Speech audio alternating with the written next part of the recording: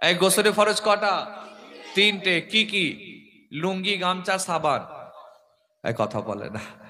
গোসল করতে গেলে লুঙ্গি লাগে, গামছা লাগে, সাবান লাগে। তো গোসলে ফরজ তিনটা। এক নম্বর গড়গড়া সহ কুল্লি করা। শুনছেন তো নাকি? না ঘুমোচ্ছেন? খৈনি ফৈনি আছে তো? হ্যাঁ, জম্মের খা খা। তেরেঙ্গা গুটকা হাওড়া জেলার ছেলেতেরা কয়েক কোটি টাকা থুতুর সাথে ফেলে দেয়। শুধু আগুন ধরাবেন না। আগুন ধরানো বোঝেন তো? বুঝবে না মানে? যাক বলছি মানে সত্যি যেন শুরু করে দেবেন না, আমি মজা করে বলছি।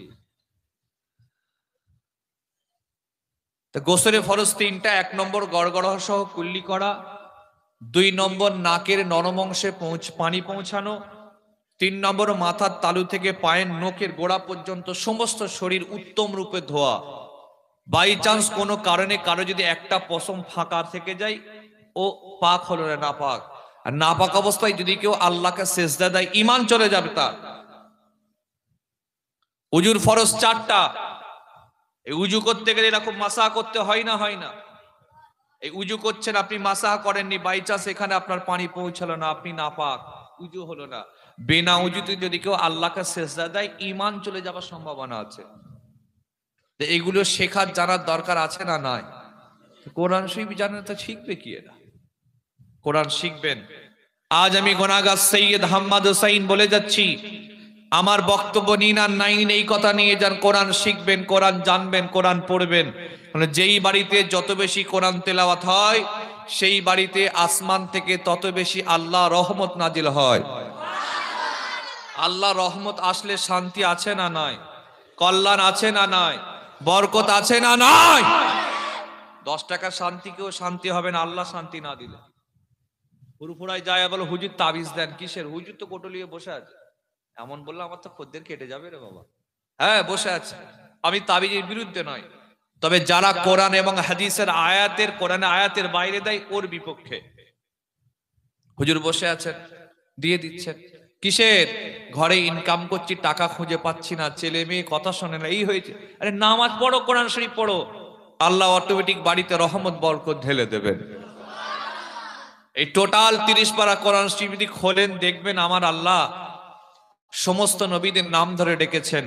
আদম নবীর নাম ধরে ডেকেছেন, অন্যান্য নবীদের ঈসা নবীর নাম ধরে ডেকেছেন, মুসা নবীর নাম ধরে ডেকেছেন, কিন্তু কোরআন শরীফের ভেতরে আল্লাহ আমাদের রাসূলে কারীমের নাম ধরে ডাকেননি। কি বলে ডেকেছেন? তাহা বলে ডেকেছেন, ইয়াসিন বলে ডেকেছেন, ইয়া আইয়ুহাল মুজাম্মিল বলে ডেকেছেন, ইয়া আইয়ুহাল মুদ্দাসসির বলে ডেকেছেন, আদ-দুহা বলে ডেকেছেন। হুজুরকে আল্লাহ কিরকম শান দিয়েছেন। কোরআন শরীফ যদি খোলেন, দেখবেন আমার আল্লাহ কোরআন শরীফে বলেছেন, ওয়ালা সাউফা ইউতিকা রাব্বুকা ফাতারদা। হাবিব, আপনাকে আমি আল্লাহ এত দেব, এত দেব, এত দেব যে আপনি খুশি হয়ে যাবেন।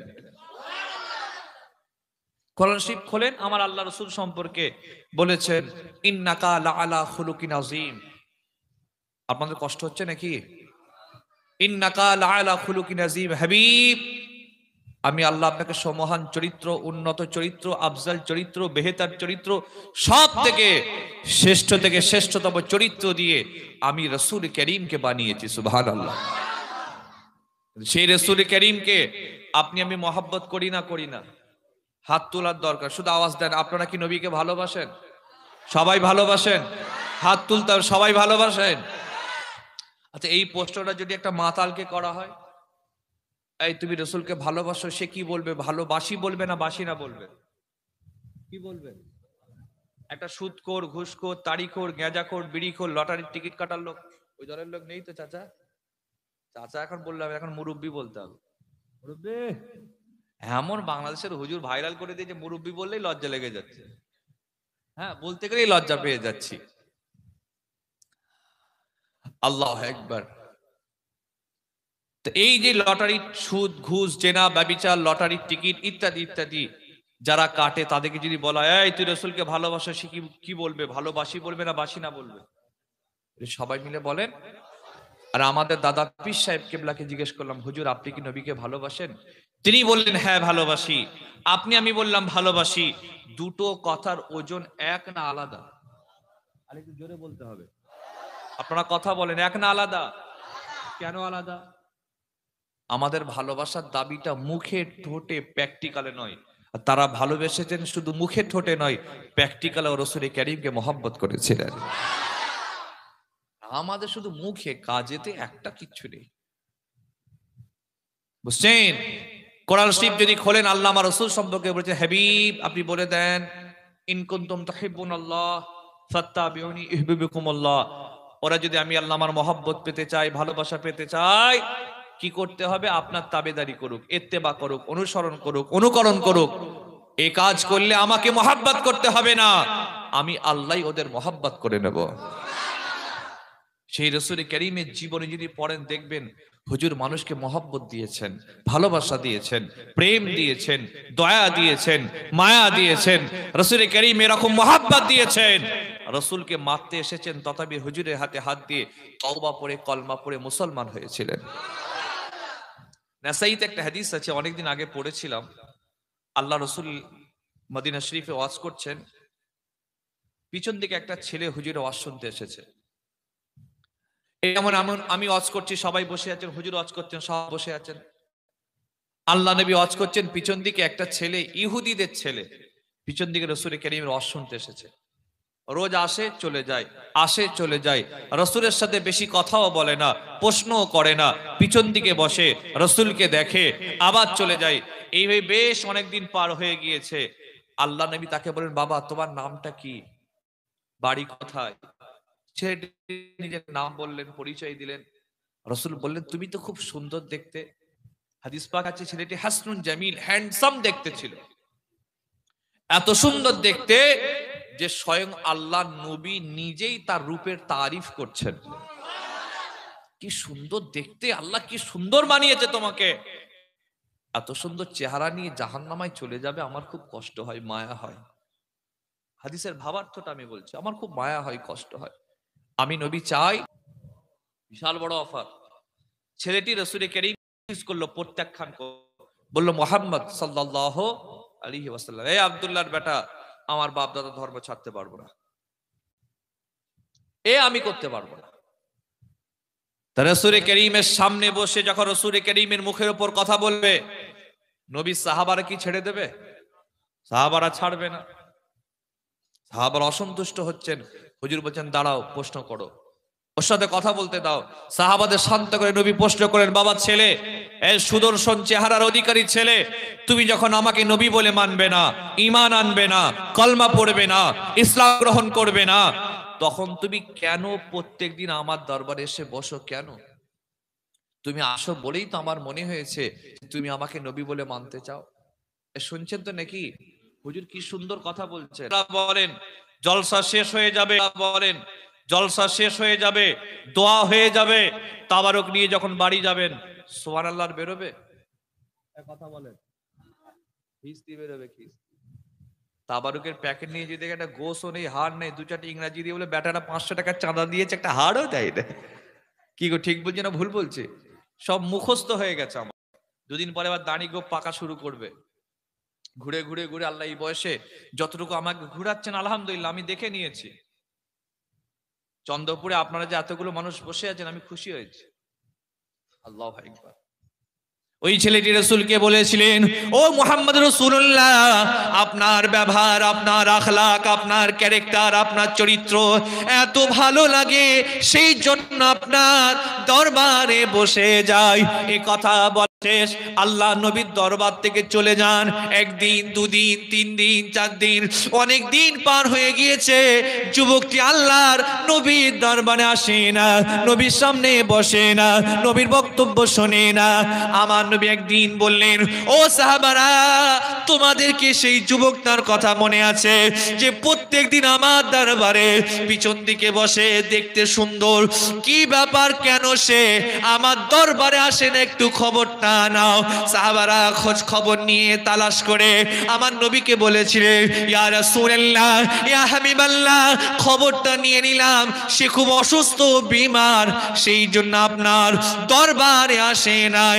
আমার নবী যুবকটির অসুস্থতার কথা শুনে আমার নবী দাঁড়িয়ে বলেছিলেন, ও বাবা সাহাবারা, চলো চলো, আমি রাসূলুল্লাহ ওই যুবকটাকে একবার নিজের চোখে দেখতে চাই। রাসূল করিম যেই দাঁড়িয়েছেন, একজন সাহাবী নবীর জামা ধরেছেন, হুজুর যাওয়া যাবে না। কেন? ও আমার দলের বাইরে, ও আপনাকে নবী বলে মানেনি, ঈমান আনেনি, কলমা পড়েনি, ইসলাম অ্যাকসেপ্ট করেনি। এমনকি ও আপনার সামনে বসে মুখের উপর কথা বলেছে, হুজুর যাওয়া যাবে না। সাহাবায়ে কেরামদের ভিতরে কয়েকজন সাহাবী নবীকে ধরেছেন, হুজুর কি বললেন? বাবা সাহাবারা, আল্লাহ আমাকে মারার জন্য পাঠাননি, বদনা নেবার জন্য পাঠাননি, প্রতিশোধ নেবার জন্য পাঠাননি, আল্লাহ আমাকে রাহমাতাল লিল আলামিন করে বানিয়েছেন। হুজুর সাহাবায়ে কেরামদের বুঝিয়ে ওই যুবকটার বাড়ি চলে গেলেন। প্রশ্ন আপনাদের, আল্লাহ নবী যাকে দেখতে গেলেন লোকটা মুসলিম না অমুসলিম?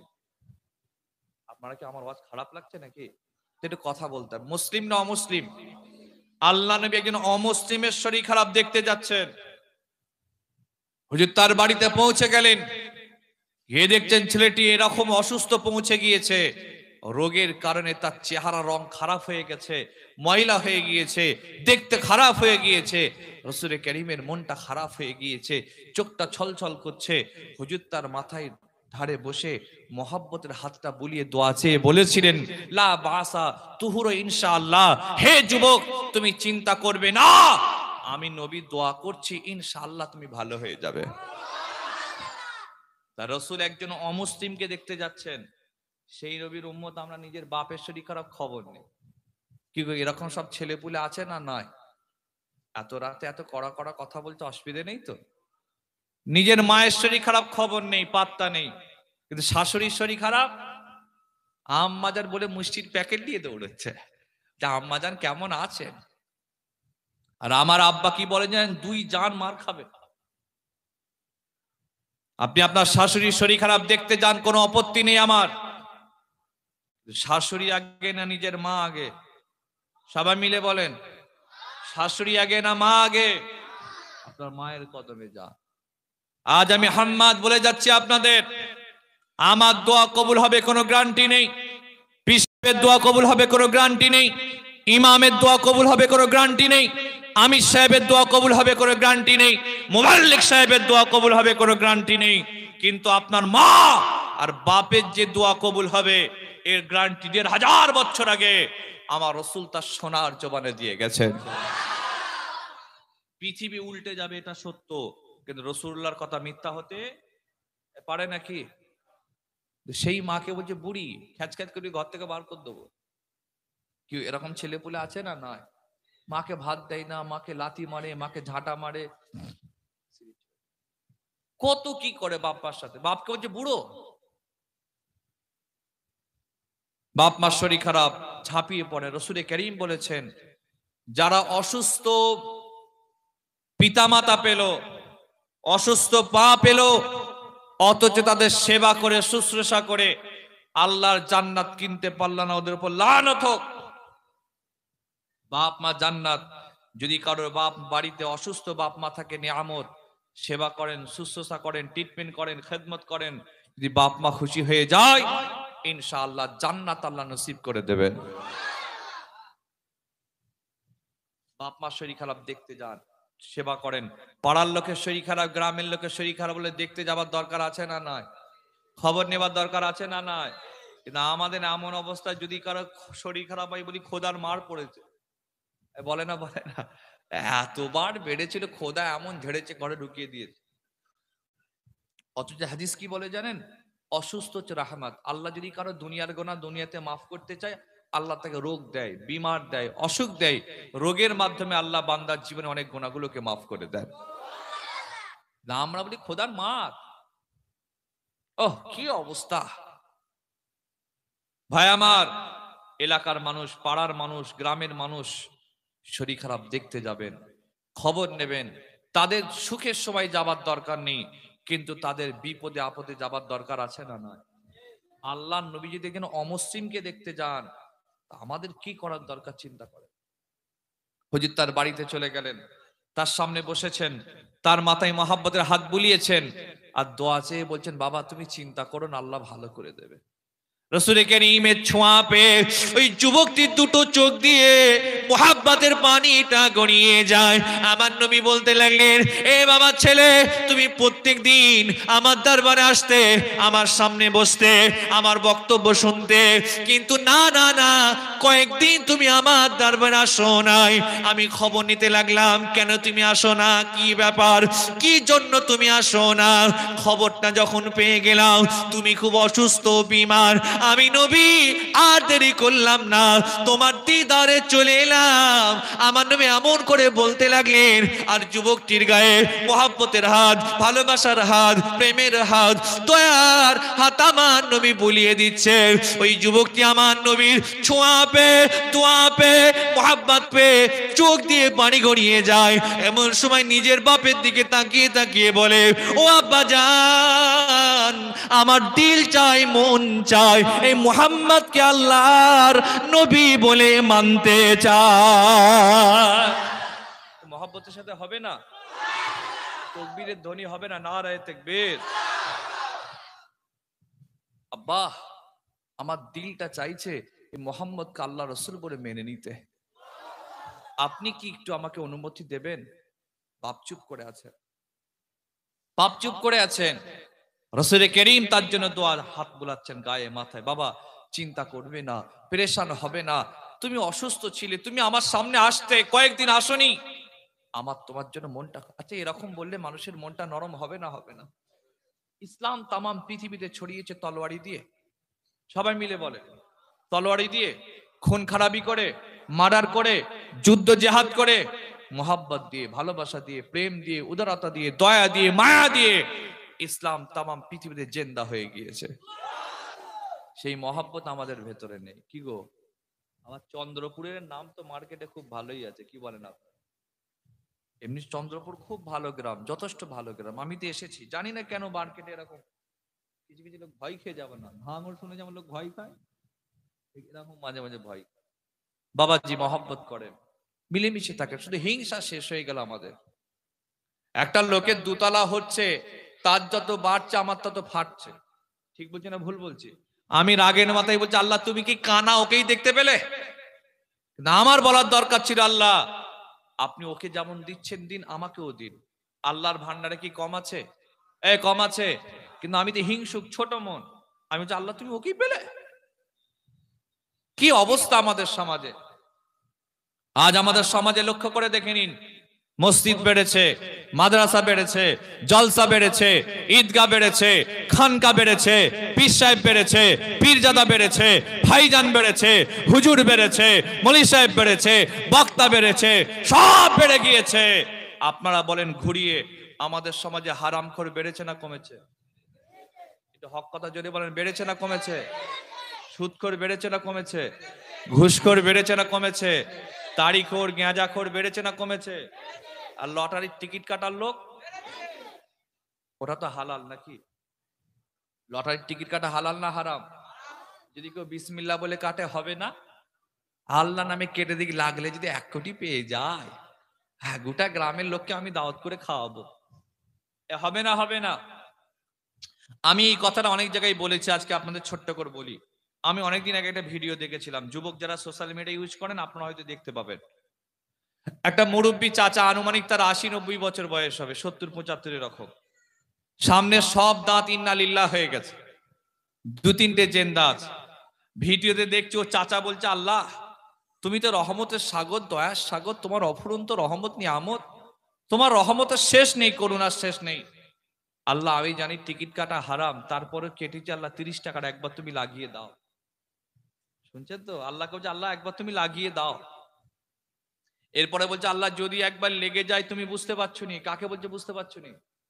কথা বলে না। হ্যাঁ, কত বড় খব্বিশ বুড়ো দেখেন, বলছে আল্লাহ তুমি বুঝতে পারছো নি, যদি একবার লেগে যায় জোহরের নামাজ পড়ে এমন ইবাদত করবো তুমি নিজেই কুল কিনারা খুঁজে পাবে না। আমি ভিডিওটা দেখছি, হাসছি আর ভাবছি আস্তাগফিরুল্লাহ, এ চাচাকে যখন মিনহা খালাক নাকুম বলে কবরে ঢুকানো হবে, ফেরেশতা এত ঠ্যাঙাবে চাচাও কুল কিনারা খুঁজে পাবে না। লটারির টিকিট কাটা হালাল না হারাম? আরো জোরে বলেন। চলবে না, বন্ধ করতে হবে। কিন্তু আমাদের সমাজে ওরে বাপরে বাপ, এর বিরুদ্ধে কথা নেই। হ্যাঁ, মিলাদ দিলে আবার কিছু লোক খেপে যায়, জলসা দিচ্ছিস কেন? আরে তুমি ওইটা বন্ধ করো। মেলা দিলে কথা বলে না, খেলা দিলে কথা বলে না, জি সিনেমা দিলে আপনার কি বলে ইত্যাদি ইত্যাদি হারাম কাজ করলে কথা বলে না, এই মাহফিল দিলে কিছু লোকের আবার কষ্ট হয়। এসব কেন দিবি? এরা বন্ধ করে দেবে অবশ্যই। আপনি সুদখোরদের প্রতিবাদে দাঁড়ান। গ্রামের ছেলেরা পাবজি আর ফ্রি ফায়ারে ব্যস্ত হয়ে যাচ্ছে, জি আমাদের সমাজের পরিস্থিতি চেঞ্জ হয়ে যাচ্ছে, তার বিরুদ্ধে আমাদের দাঁড়াবার দরকার আছে না নয়? আগে সন্ধ্যা হলে বাপ মা তার ছেলে মেয়েদের পড়তে বসাতো, কথা ঠিক না বেঠিক? এখন সন্ধ্যা হলে ছেলেরা সব ফ্রি ফায়ার খেলে। আমি যখন স্টেজে উঠতে আসছি দেখি বাচ্চা বাচ্চা ছেলে ফোন নিয়ে বসে আছে। আমি জিজ্ঞেস করলাম, এ করছি তোমরা কি করছো, ভিডিও দেখছো? পাশে একটা ছেলে বলে, না ভাই এরা সব ফ্রি ফায়ার খেলে। বাচ্চা ছেলে একদম, কত বয়স হবে আল্লাহ ভালো জানে। আমাদের সমাজে এসব বেড়ে যাচ্ছে, আল্লাহ হেফাজত করে, বলে আল্লাহুম্মা আমিন।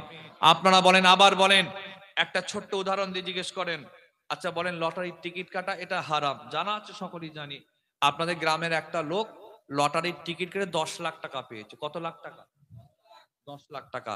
তাকে গিয়ে, আমি তো হালকা বয়স, অল্প বয়স, ফচকে ছেলে, আমার কথা বাদ দেন, ফুরফুরা শরীফের একজন বয়োজ্যেষ্ঠ মুরব্বী হুজুর এসে বলল, বাবা তুমি যে টিকিট কেটেছো এটা হারাম, তুমি যে 10 লক্ষ টাকা পেয়েছো ওটা হালাল না হারাম? হারাম। ফেলে দাও বাবা, চলবে না, খাবে না, তুমিও হারাম খাবে না, ছেলে মেয়েকে খাবে না, ফেলে দাও। আপনারা বলেন তো, টাকা ফেলবে না হুজুর ফেলবে? কথা বলে না, দূর হও এখান থেকে। তোমার মতো কম হুজুর আছে, আমি ওই টাকায় কিনে মিলাদ দিয়ে দেবো। আজ আমাদের সমাজে বিশ্বাস করেন হারামখোর প্রচুর বেড়ে গেছে। এই হারামখোর বাড়ার কারণে খোদার আযাব গজব আমাদের সমাজে বেড়েছে না কমেছে? আমফান, আইলা, ইয়াস, যশ, তিতলি, বুলবুল, ফণি, আর এটা কি গেল, দানা। হ্যাঁ, দানা তো দানায় দেখতেই পাওয়া গেল না। হ্যাঁ, এমন মিডিয়াওয়ালারা এমন প্রচার করলো, এই হবে সেই হবে, এমন খ্যাপা ওরা দেখছি ট্রেনকে পর্যন্ত আবার চেন দিয়ে বেঁধে রেখেছে। হ্যাঁ, যে বাঞ্চা হাওয়া দিলে সেই তো উড়ে চলে যাবে। এমন আওয়াজ দিলে লোকজন সব ভয়ে, এ বলছে ভাইয়ার জলসা হবে না, কি করব? ও বলছে ভাইজান জলসা হবে না, কি আশ্চর্য, সব পাগল হইতে। দানার দানাই দেখতে পাওয়া যায়, গেল কই আল্লাহ ভালো জানে। আল্লাহ আমাদেরকে হেফাজত করেছেন, শুকরিয়া আদায় করে বলি আলহামদুলিল্লাহ। যদি আসতো সত্যি অনেক ক্ষতি হতো, কি হতো না নাকি? কেন গ্রামে আপনারা এটা নিজে চোখে দেখবেন, যদি কারো ঝড়ে যদি কারো ক্ষতি হয়, কিছু কিছু লোকের কিন্তু খুব লাভ হয়। যাদের ক্ষতি হয় আল্লাহ ভালো যায়, কিন্তু অনেক লোকের লাভ হয়, তারা আশা করে, অনেকে দোয়া চায় আল্লাহ এরকম মাঝে মাঝে কিছু ঝড় আসুক। এমনও লোক আছে সমাজে। ওই ছেলেটি আমার রসুলকে দিকে, বাপের দিকে তাকিয়ে তাকিয়ে আবার বলে, আব্বা জান আমার মন চায়, আমার দিল চায়, আমার অন্তরটা চায় আল্লাহ পাক রসুলকে আমি নবী বলে মানতে চাই। যুবকটির বাপ কোনো কথা বলে না। আমার নবী যুবকটির গায়ে মোহাব্বতের হাত, ভালোবাসার হাত, প্রেমের হাত, দয়ার হাত টেনে বুলিয়ে বলতে লাগলেন, এ বাবা ছেলে চিন্তা করবে না, পেরেশান হবে না, দুঃখ নেবে না, লা বাসা তুহরো ইনশাআল্লাহ, আমি নবী বললাম তুমি ভালো হয়ে যাবে, চিন্তা তুমি করবে না। আমার নবী কথা বলে চলে আসছেন, বাবা এখন বিদায় দাও, আবার আসবো, আবার দেখা হবে, আবার তোমার সাথে কথা বলবো। যুবকটি আমার নবীর হাত দুটো ধরে রয়েছেন আর বাপের দিকে তাকায়। বাপ ওই সময় বলল, ও বাবা ছেলে তুমি তোমার জীবনের শেষ পর্যায়ে পৌঁছে গিয়েছো, এখন তোমার মওত কাছাকাছি চলে এসেছে, যা তোমার মন চাই তাই তুমি করতে পারো। ওই সময় যুবকটি আমার নবীর হাত দুটো ধরে বলেছিলেন, ইয়া রাসূলুল্লাহ, ইয়া হাবিবাল্লাহ, না না না, আর দেরি করলাম না, আমি আপনাকে আল্লাহর নবী বলে মেনে নিলাম। হুজুর তাকে হাতটা বাড়িয়ে দিলেন, ছেলেটি আমার রসুলের হাতে হাত দিয়ে তওবা পড়ে, কলমা পড়ে ঈমানের মুসলমান হয়ে গেলেন। দেখেন ইসলাম কিভাবে মহব্বত দিয়ে ছড়িয়েছে। আজ আপনারা আমাকে বলেন, আমি আমাকেও বলছি এই প্রশ্নটা শুধু আপনাদেরকে নয়, আমাকেও করছি। রাসূল কারীমের মুহাব্বত দিয়ে, ভালোবাসা দিয়ে হাজার হাজার লোক ঈমান এনেছেন। সাহাবাদের দিকে হাজার হাজার লোক ঈমান এনেছেন। ওলিয়া উলিয়া পীর মাশায়েখদের দিকে হাজার হাজার লোক ঈমান এনেছেন। খাজা মাইনুদ্দিন চিশতিকে দেখে কিছু কম বেশি 1 কোটি লোক ঈমান এনেছেন। ফুরফুরা শরীফের মুজাদ্দিদ জামানকে দেখে কিছু কম বেশি 1000 লোক ঈমান এনেছেন। আচ্ছা, আমাদের দিকে কটা লোক ঈমান এনেছে? প্রশ্ন আমাকেও করছি, শুধু আপনাকে নয়। ভাববেন না যে ফুরফুরা শরীফের আমজাদ হুজুরের ছেলে শুধু আপনাদের জ্ঞান দিচ্ছে তা না, আমি আমাকেও জ্ঞান দিচ্ছি। কেন, আমাকেও কবরে দাঁড়াতে হবে, আমাকেও হিসাব দিতে হবে, আমাকেও আল্লাহর সামনে দাঁড়াতে হবে। আমার কবরে হিসাব আপনিও দেবেন না, আপনার কবরে হিসাব আমিও দেব না। কিন্তু আমাদের স্বভাব কি? আমরা নিজের বাদ দিয়ে লোকেরটা নিয়ে চিন্তা করি। কি বলেন আপনারা? আমি নিজে পাপী সেটা নিয়ে ভাবি না, লোক কি করছে ওই নিয়ে ভাবছে। এই জন্য আমাদের সমাজে এই হুজুরগুলো কিন্তু প্রচুর ঠেকানি খাবে। এরকম বললে তো কি হবে, হুজুরগুলো প্রচুর মার খাবে। কেন, আমাদের সমাজে বহু হুজুর আছে, মৌলভী সাহেব আছে, বক্তা আছে, স্টেজে উঠে বড় বড় কথা বলে, প্র্যাকটিক্যালে তারা মানে না। এমন আছে না? নয়, বহু আছে মানে না। নামাজের ওয়াজ করে, নামাজ পড়ে না।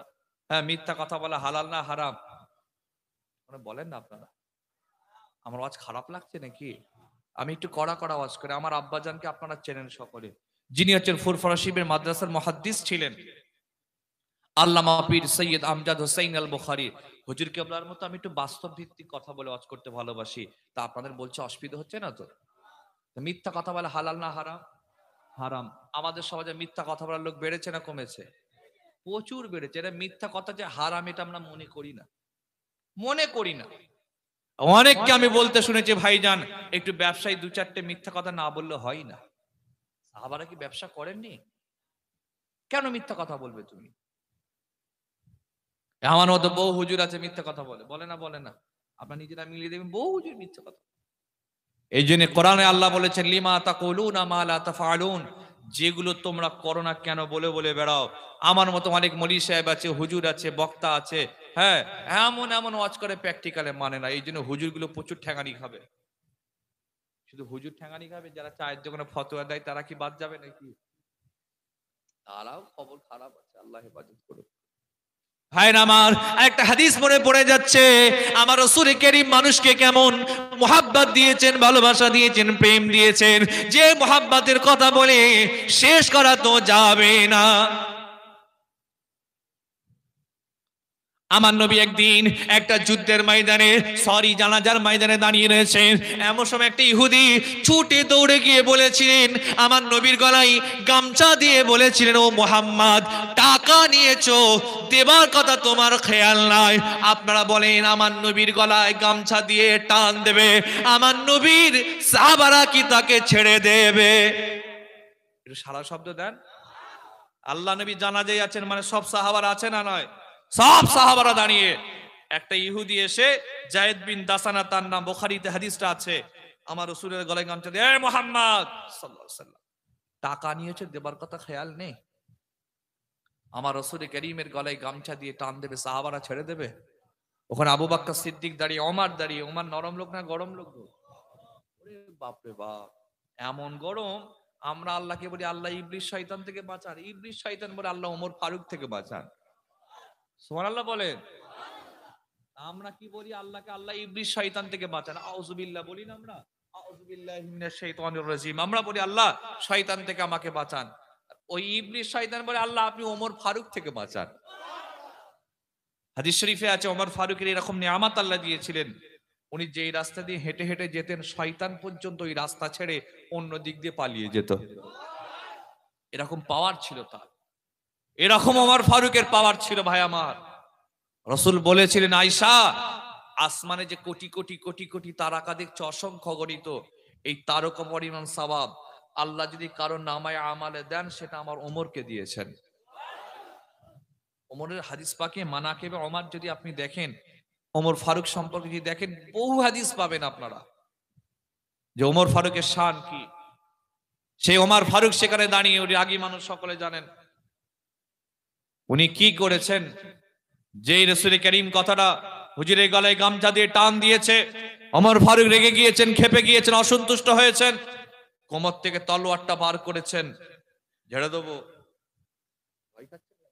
ওমর ফারুকের কথা বলছি।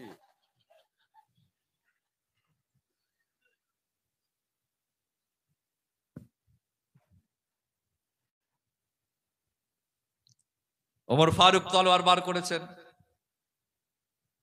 রাসূল কারীম বললেন, মাহালানো, মাথামো, খবরদার তুমি তলোয়ার বার করে ঢুকিয়ে নাও। ওমর ফারুক তলোয়ারটা ঢোকালেন, কিন্তু রাগ সামলাতে পারেননি। জবান দিয়ে, মুখের ভাষা দিয়ে ইহুদিকে যা ইচ্ছা, যা খুশি তাই বলতে লাগলেন। আপনারা বলেন তো, তলোয়ারের মারে তেজ বেশি না জবানের মারে তেজ বেশি? কাউকে আপনি চড় মারবেন, হয়ে গেল। যদি কাউকে এমন কথা, তার পুরো কলিজাতে লাগবে। এই জন্য আল্লাহ নবী হাদিস পাকে বলেছেন, একটা হাদিস আছে যে এরকম হাদিসটা, যে নিজের জবানকে হেফাজত করতে পারলো, যে নিজের জবানকে হেফাজত করতে পারলো, আমলিক আলাইকা লিসানিকা ফাহুয়া নাজা, যে নিজের জবানকে হেফাজত করতে পারলো ওই মানুষটা নাজাত পেয়ে গেল। জবান দিয়ে যত গোনা হয় সব জবান দিয়ে হয়। মিথ্যা কথা বলা, হারাম কাজ করা, হারাম কথা বলা, হারাম কথা সাপোর্ট করা, কি ঠিক বলছি না ভুল বলছি? কাউকে কষ্ট দিয়ে কথা বলা। আমাদের সমাজে কিছু লোক আছে টিটকিরি মেরে কথা বলে, টোন কেটে কথা বলে, ক্রিটিসাইজ করে কথা বলে। এসব চলবে না। বিশেষ করে মেয়েদের ভিতরে এখন একটা স্বভাব আছে, খুব খুব টোন টিটকিরি মেরে কথা বলে। বাবাজি, কারো মনে দুঃখ দিয়ে কথা বলা ক্যাবিরা গোনার কাজ। রাসূল কারীম বললেন, ওমর তলোয়ারটা নামাও। ওমর ফারুক তলোয়ার নামিয়ে নিয়েছে, রাগ সামলাতে পারেননি। তিনি জবান দিয়ে যা ইচ্ছা তাই বলে, রাসূল বললেন, মাহালান, ওমর থামো, খবরদার একে কিছু বলবে না। তুমি জানো না এই মানুষটা দেনাদার, এই মানুষটা পাওনাদার, আমি নবী দেনাদার, এর থেকে কিছু টাকা ঋণ নিয়েছি, ও পাবে আমার থেকে, খবরদার ওকে তুমি কোনো কথা বলবে না। সমাজ একটু সবাই মিলে হবে না? আমার যুবকগুলো একটু জোরে হবে না? সুবহানাল্লাহ। আচ্ছা, আমার ওয়াজ ডাইরেক্ট কারা কারা শুনেছেন? কেউ আছেন এখানে? ও মাশাআল্লাহ, যাক একটা দুটো কাস্টমার পেয়েছি আমি। আচ্ছা, আমি ছাড়া যত হুজুর ওয়াজ শুনেছেন, দেখবেন কম বেশি সব হুজুর কিন্তু ওয়াজ করতে উঠে বলে, জোরে বলেন না সুবহানাল্লাহ? বলে না? বলে না? বলে না? বলে না? না আমি একাই বলছি? আচ্ছা, কেন বলে বলুন তো? কেউ কেউ বলে জোরে বলেন, কেউ কেউ বলে ঝেড়ে মারেন, আবার কেউ কেউ বলে একটু হরেন মেরে বলেন সুবহানাল্লাহ। কেন হুজুর, মৌলভী সাহেব, পীর সাহেব, বক্তা, আলেম ওলামারা ওয়াজ করতে উঠে জোরে বলেন না সুবহানাল্লাহ? কেন বলে? আল্লাহ মাফ করুক, আল্লাহ মাফ করুক, এরকম কি কোনো ব্যাপার আছে? যদি কেউ আস্তে করে বলে আল্লাহর দরবারে পৌঁছাবে না, এমন কোনো ব্যাপার আছে? না। আমার আল্লাহ আলিমুম বিজাতিস সুদূর, আমার আল্লাহ সামিউম বাসীর, অন্তরে অন্তঃস্থলে খবর জানেন। এমনকি পিঁপড়া বা পিপিলিকা রাস্তা দিয়ে হেঁটে গেলে তার পায়ের আওয়াজ পর্যন্ত আমার আল্লাহ নিজ কুদরতি কানে শুনতে পান। যে আল্লাহ পিঁপড়া বা পিপিলিকার পায়ের শব্দ শোনার ক্ষমতা রাখেন, সেই আল্লাহ কি আমাদের আস্তে করে বলা সুবহানাল্লাহ শোনার ক্ষমতা রাখে না? শুনতে পাবে না? পাবে না? জোরে শুধু বলছে জোরে বলে। আমার একটা গল্প মনে পড়ছে। আমি মেদিনীপুরে একটা জলসায় গিয়েছিলাম, জায়গার নাম আমি বলছি না যেহেতু ক্যামেরা চলছে। সারা রাতের জলসা, মাগরিবের নামাজ পড়ে শুরু, ফজরের নামাজ পড়ে দোয়া। লোক থাকার না থাক, হুজুর তুমি চালিয়ে যাও। ফাঁকা মাঠে হুজুর ওয়াজ করো, কিছু করে না, পয়সা দেবে না তো, বুঝতে পারছেন না? তো এরকম একটা আমার দাওয়াত হয়েছে, সারা রাতের জলসা। আমার টাইম দিয়েছে ভোর ৩টের সময়। কটার সময় টাইম? ৩টায় উঠবো, ৪টার সময় ফজরে আজান নামাজ হবে, নামাজ পড়ে ছাড়বেন, আবার তুলবে, আবার উঠতে হবে, উঠে ওয়াজ করতে হবে, কিয়াম, সালাম, মোনাজাত, চাঁদা পত্র তুলে মোটামুটি ৬টা থেকে ৬:৩০, ৭টা পর্যন্ত জলসাটা যাবে। যত বেলা হবে তত খদ্দের বাড়বে না কমবে? ছেলের মা, ছেলের নানি কিচকিচ করছে, খুচরো পয়সা এত, সব কিচকিচ করছে। তা সেই রকম আমি একটা গিয়েছিলাম জলসা করতে মেদিনীপুরে, উঠেছি ৩টের সময়। উঠে দেখছি সব লাশ পড়ে আছে, মানে মরার মতো সব ঘুমোচ্ছে জলসায়, সব ঘুমোচ্ছে। ২-১০ জন জেগে আছে, তাদের টাওয়ার নেই, ঝিমোচ্ছে। হ্যাঁ, আমি আল্লাহ, এসব আদমরা লোকের সামনে কি ওয়াজ করবো? তাই একটু ঘুম ভাঙানোর জন্য বলছে, একটু জোরে বলেন না সুবহানাল্লাহ, জোরে বলেন না সুবহানাল্লাহ। আরে আপনাদের নয় রে বাবা, মেদিনীপুরের গল্প বলছি। ওরা সব ঝিমোচ্ছিল তো, জাঙ্গা করছে, একটু জোরে বলেন না সুবহানাল্লাহ। একটু ঝেড়ে মারে না সুবহানাল্লাহ। এরকম লাস্টে একটা জোরে হাঁকার মেরেছি, সামনে একটা মুরব্বী চাচা বসছিল, ওই যে হট টেম্পারি আমি জানি, ও মানে চোখ মতো লেগে গিয়েছিল, মনে ভয় খেয়ে গেছে, সুজা দাঁড়িয়ে বলছে কত জোরে বলবো, তার মানে আমি তো ভয় খেয়ে গেছি। বলছে সন্ধ্যা থেকে যেই হুজুর ওঠে সেই বলে জোরে বলেন, যেই ওঠে সেই বলে জোরে বলেন, বলে বলে তো গলা শুকিয়ে গেল, টেম্পার আছে। এই যুবকেরা বলেন আল্লাহ এই মুহূর্তে আপনার আমার যা শারীরিক ক্ষমতা দিয়েছে, মুরব্বীদের সেই আছে না নেই? মুরব্বীদের ওই জন্য মুরব্বীরা সেজদা দেবে, একটা যুবক সেজদা দেবে, একটা যুবকের সেজদার দাম আল্লাহর দরবারে বুড়োদের থেকে 70 গুণ বেশি মূল্যবান। কিন্তু এখন মসজিদে বুড়োদের দল বেশি, ওরা মরার ভয়ে গেছে, বয়স হয়ে গেছে, বুড়ো হয়ে গেছে, হাঁটতে পারে না, চলতে পারে না। এই এত হাসো না, হ্যাঁ ওরা মরার ভয়ে গেছে, বুড়ো হয়ে গেছে, হাঁটতে পারে না, চলতে পারে না, বউ খ্যাচ খ্যাচ করছে, বুড়ো হয়ে গেলে বউ খ্যাচ খ্যাচ করবে, ছেলে কথা শোনে না, বউ বা কথা শোনে না, দরকার নেই আল্লাহর ঘরেই পড়ে থাকি। কে রে, ও ব্যাটারিতে ফুল হয়ে গেছে। যে মুরব্বীরা বয়সের কারণে তারা ভয়ে চলে গেছে, মরে যাব, কিন্তু যুবকেরা ভাই আমার আপনারা মসজিদে যাবেন, মসজিদে নামাজ পড়বেন। রাসূল করিম বলেছেন একজন যুবকের সেজদার দাম আল্লাহর দরবারে সব থেকে বেশি মূল্যবান। সুবহানাল্লাহ। আরে জোরে বলবেন না, আরে জোরে হবে না সুবহানাল্লাহ। নামাজ পড়বেন তো ইনশাআল্লাহ, জোরে বলেন ইনশাআল্লাহ। আপনারা আমাকে বলেন, যুবকগুলো আপনারা বলেন, 5 ওয়াক্ত ফরজ নামাজ পড়তে সব থেকে কম কত সময় লাগতে পারে? তাড়াতাড়ি বলেন। 5 ওয়াক্ত ফরজ নামাজ, ফজর, জোহর, আসর, মাগরিব, এশা, 5 ওয়াক্তের ফরজ নামাজ পড়তে সব থেকে কম কত সময় লাগতে পারে? 5 মিনিট করে ধরলে 5 5 এ 25 মিনিট, আধ ঘন্টা, ঠিক আছে? ঠিক বলছি তো? 5 ওয়াক্তের ফরজ নামাজ পড়তে সব থেকে কম সময় লাগে 30 মিনিট, আধ ঘন্টা। 24 ঘন্টার ভেতরে, আচ্ছা আধ ঘন্টা কি আল্লাহকে দেওয়া যাবে না? বলেন ইনশাআল্লাহ।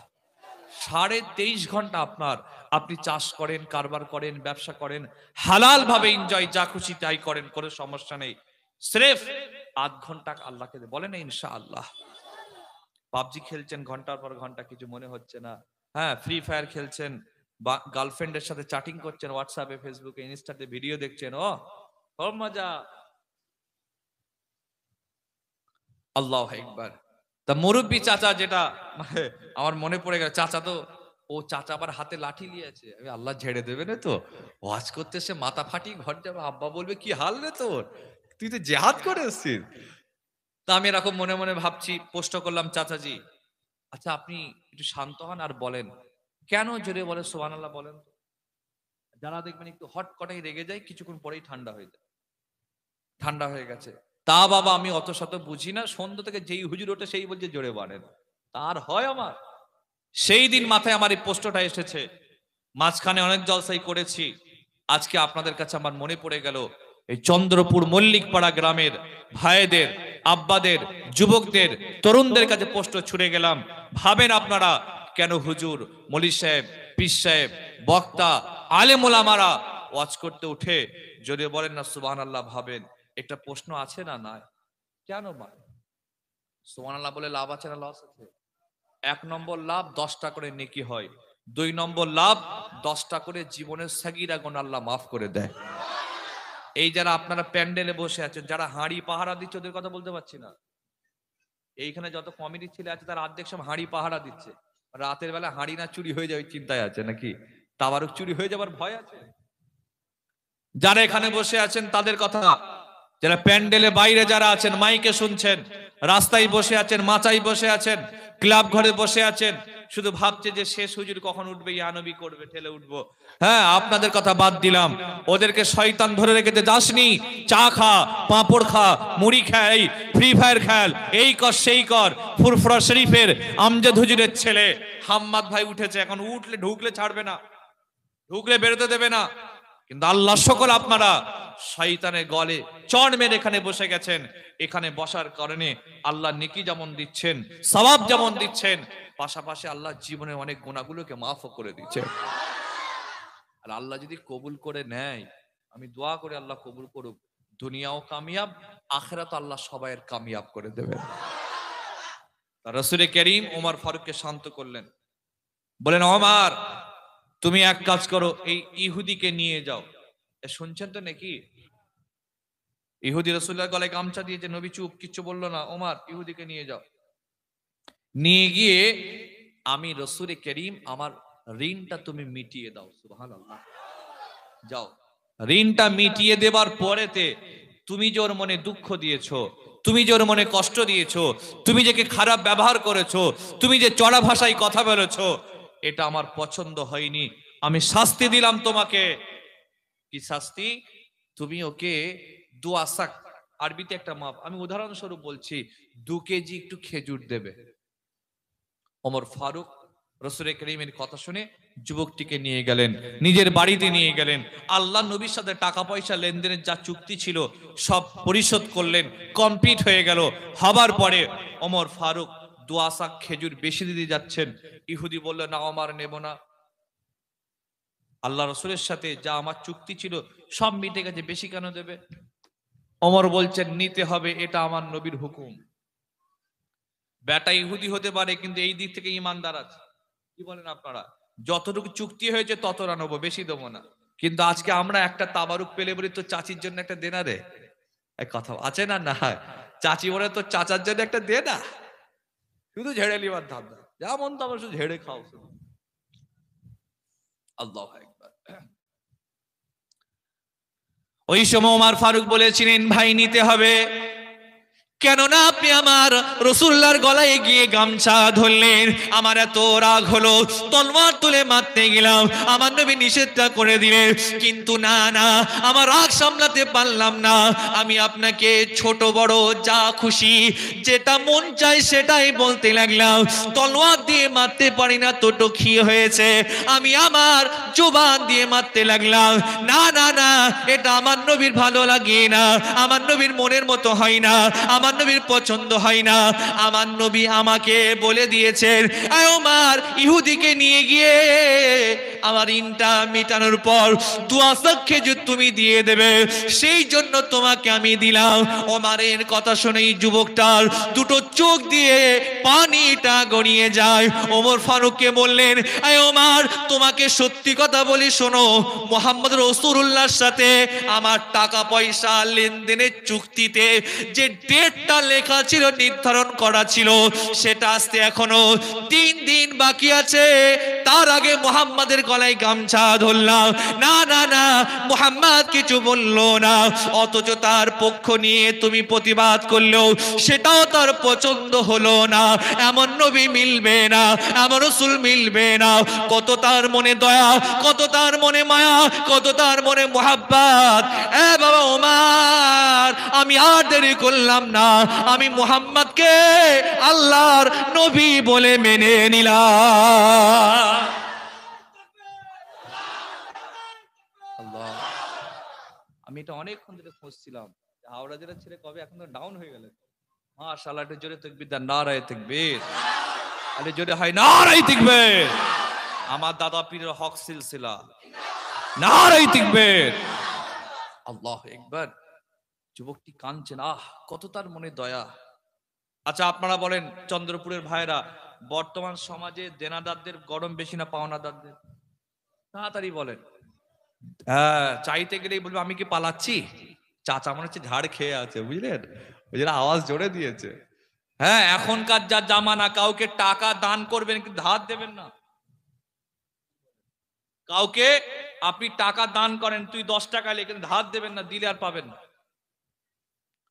বুঝলেন, ঝেড়ে নেবে পুরো। আমি নিজে ফেসে গেছি। একটা গল্প পড়ি, আমার সাথে একটা ছেলের খুব ভালো বন্ধুত্ব, খুব খুব ভালো।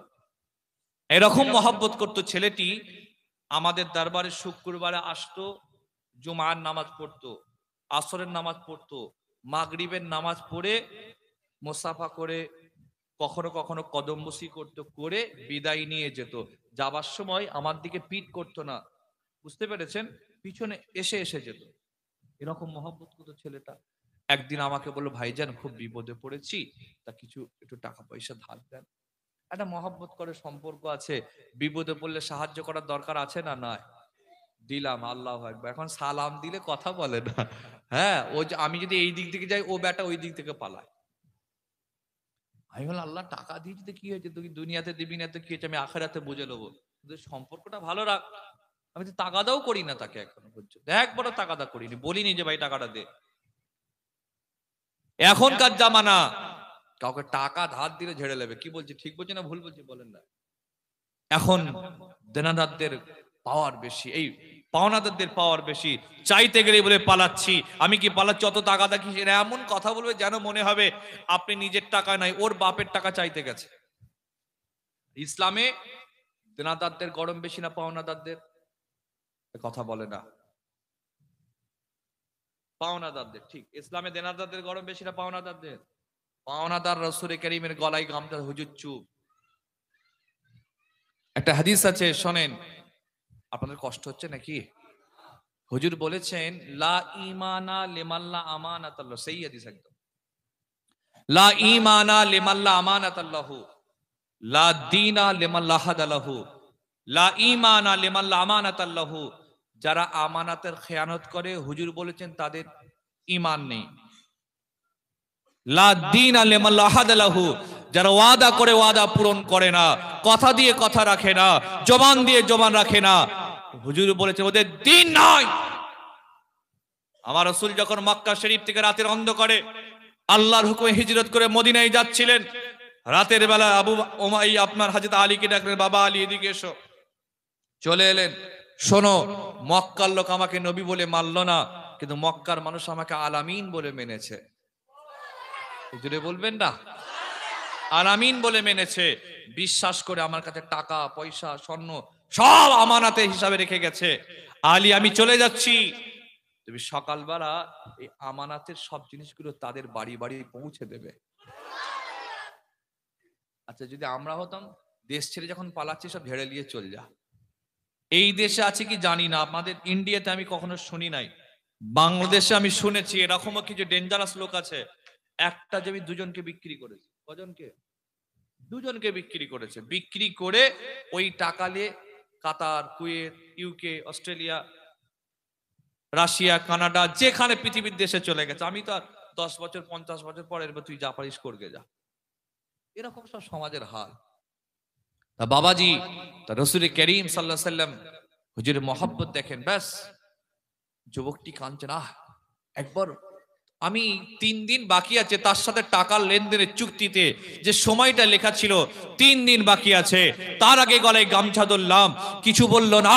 অথচ তুমি তার পক্ষ নিয়ে কথা বললেও সেটাও সে কিছু বলল না।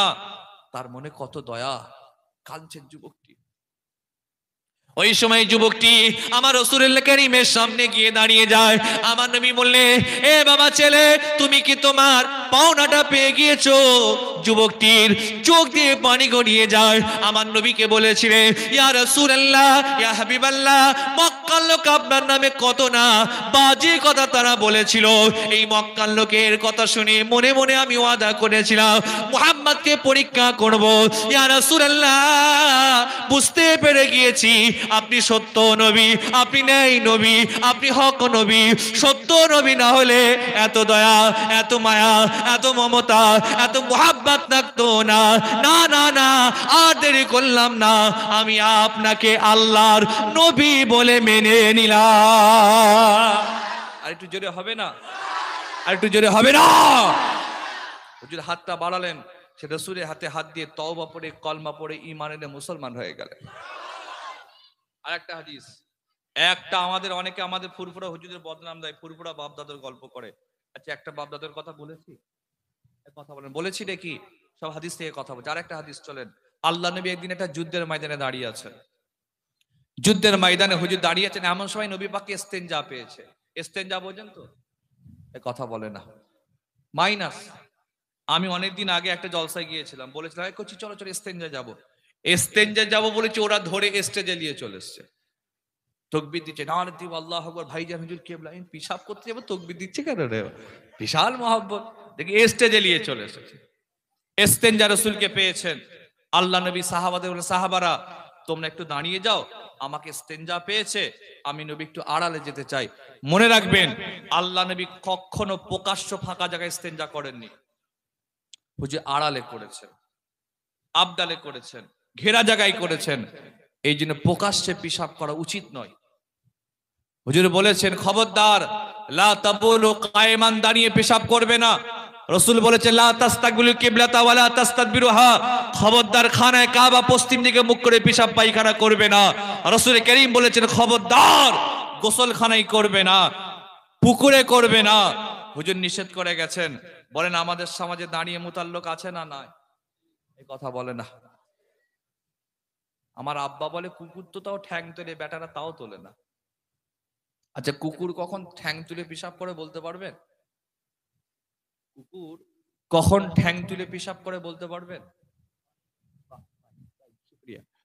সাবালক যখন হয়, অ্যাডাল্ট যখন হয়, সাবালক যখন হয়ে যায়, অ্যাডাল্ট হয়, কুকুর তখন ঠ্যাং তুলে পেশাব করে। ও বোঝে যে গায়ে নাপাক লাগানো যাবে না, পেশাব লাগানো যাবে না। আমার আব্বা বলে কুকুর তো তার ঠ্যাং তোলে, এরা তাও তোলে না, দাঁড়িয়ে দাঁড়িয়ে চাচ্ছে।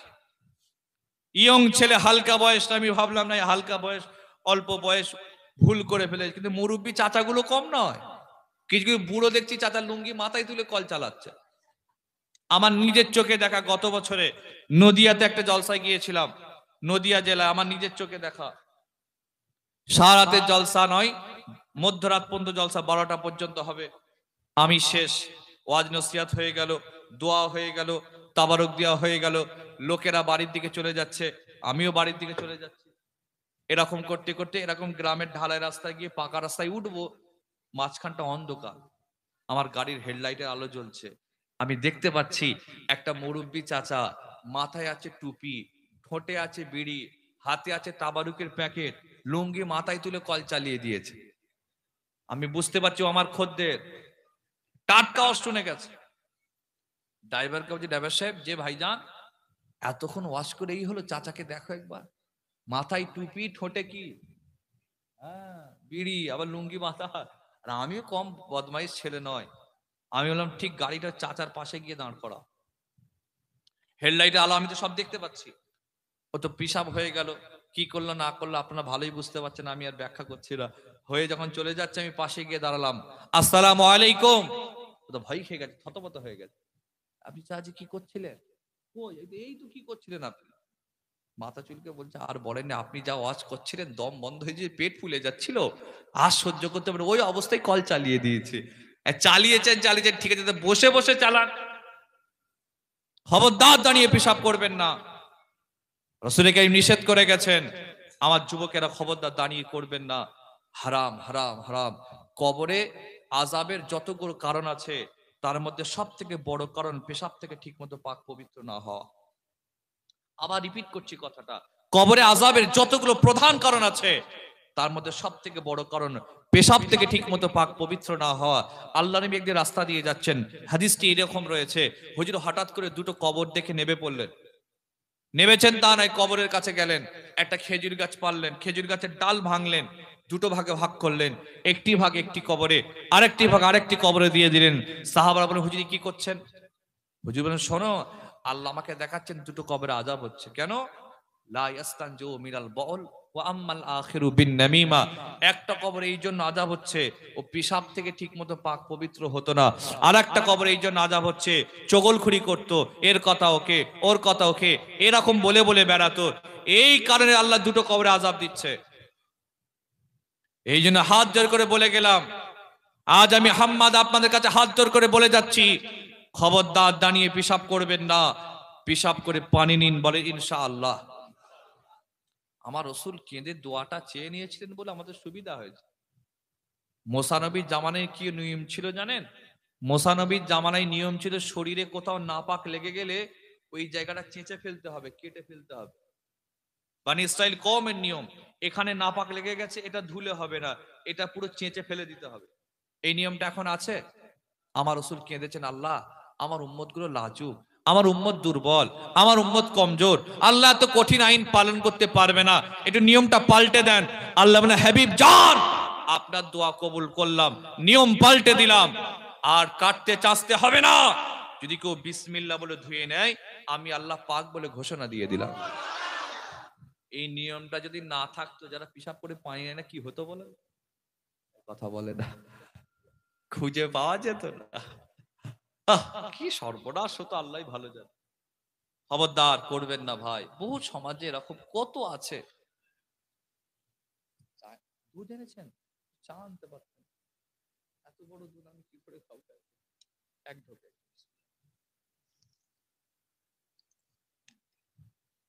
না। ভাইজান আমার, আপনাদেরকে একটা কথা শেষ সময়ে বলতে চাই, আবার বলছি। আচ্ছা, আপনারা আমার নবীকে ভালোবাসেন? সবাই ভালোবাসেন? হাত তোলার দরকার, শুধু আওয়াজটা জোরে দেন। সবাই ভালোবাসেন? একটা আবদার আপনাদের কাছে, আল্লাহ রসুলের জীবনী পড়বেন, বলে ইনশাআল্লাহ।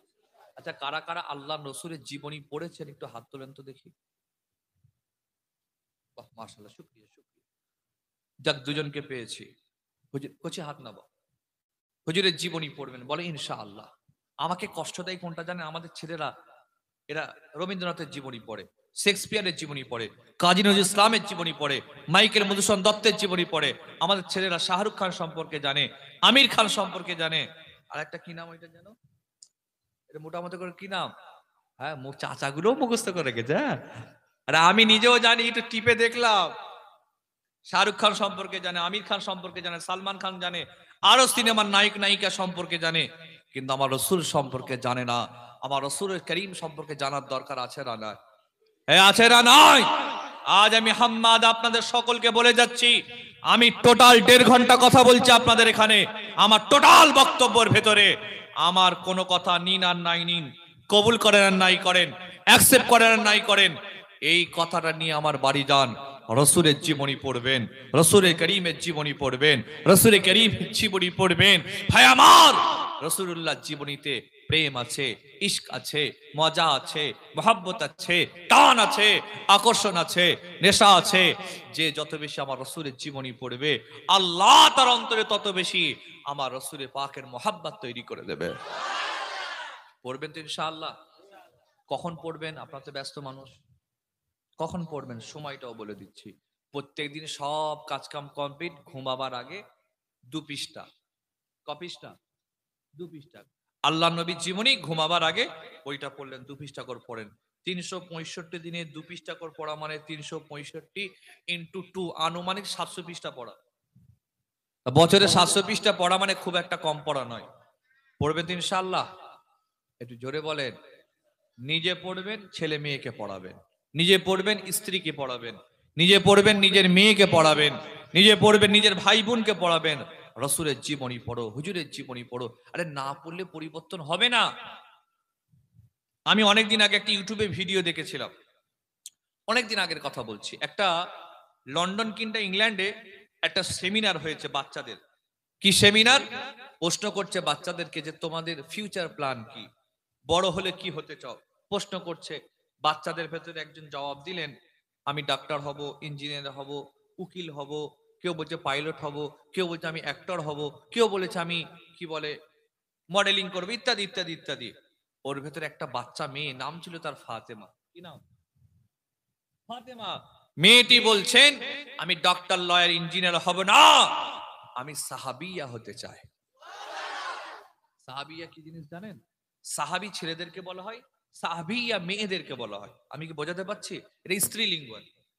মেয়েদেরকে সাহাবিয়া বলা হয়। ওখানকার যারা উপস্থিত গেস্ট ছিল, লেকচারার ছিল, অবাক। সাহাবিয়া আবার কি জিনিস? ডাকো মেয়েটির মাকে। মেয়েটির মা চলে এলো।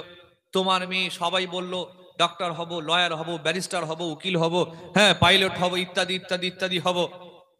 আর তোমার মেয়ে বলছে সাহাবিয়া হব। ব্যাপারটা কি? সাহাবিয়া কি জিনিস?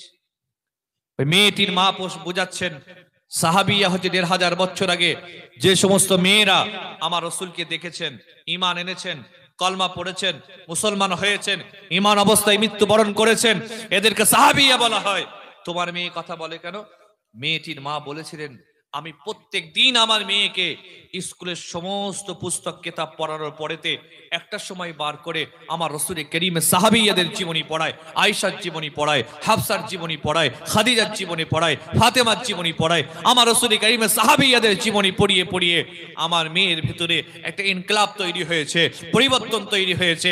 আমার মেয়ে সব সময় বলে, আম্মা আমি ডক্টর, লয়ার, ব্যারিস্টার হতে চাই না, আমি আমার রসুলের করিমের সাহাবিয়া হতে চাই। বই পরিবর্তন করতে পারে না, পারে না। আমার ছেলেগুলোকে পড়ান, নিজেরা পড়েন, সমাজ শেষ হয়ে যাচ্ছে। কি হলো গো? কষ্ট হচ্ছে। যারা ঘুমোচ্ছে তাদের কানে ঝেড়ে মারো। হ্যাঁ, ওরকম করোনি, বদমাইশি করোনি। জান্নাতের বাগানে কি শয়তান ঢুকে গেল নাকি গো? হ্যাঁ, এবার তাকবীর দিয়ে তাড়িয়ে দিন। আর তাকবীর, আল্লাহু আকবার। ভাইজান, যে হাদিসটা বলছিলাম, আল্লাহ নবী এটা বলে আমি সংক্ষেপ করব, অসুবিধা হচ্ছে না তো আপনাদের? আরে চলবে তো? আমার নবী একটা যুদ্ধের ময়দানে আছেন, এমন সময় নবীকে ইস্তেনজা পেয়েছে, পেশাব মোবারক পেয়েছে। রাসূল করিম চলে গেছেন একটু দূরে আড়ালে, ইস্তেনজা করতে গিয়েছেন, পেশাব করে কমপ্লিট করতে গিয়েছেন। হুজুর সেখানে গেলেন, আল্লাহ নবী আড়ালে করতেন জানেন। হুজুর কি করেন, একটা গাছকে ডাকলেন, এই গাছ এদিকে আয়, তাড়াতাড়ি এদিকে আয়। আল্লাহর হুকুমে গাছ মাটি করে রাসূল করিমের সামনে এসে মাথাটা নিচু করে আল্লাহ নবীকে আড়াল করে দেয়। হুজুর ইস্তেনজা মোবারক কমপ্লিট করলেন, আবার গাছকে বললেন, যাও তোর আগের জায়গায় চলে যা। আবার আগের জায়গায় চলে গেল। ইস্তেনজা করে চলে আসছেন, একটা ইহুদি এসে দাঁড়ালেন, মুহাম্মদ, এখন তুমি একা, তোমার সাথে কেউ নেই, তোমার পাশে কেউ নেই, তোমার পক্ষে কেউ নেই, তোমার সাহাবারাও কেউ নেই, এমনকি তোমার কাছে তলোয়ারটা পর্যন্ত নেই। এখন আমি একা, তুমিও একা। আমার ঘোড়া আছে, তলোয়ার আছে, অস্ত্র আছে, তোমার কেউ নেই। এখন তুমি আমার হাত থেকে বাঁচতে পারবে না, তোমাকে বাঁচাবার কারো ক্ষমতা নেই।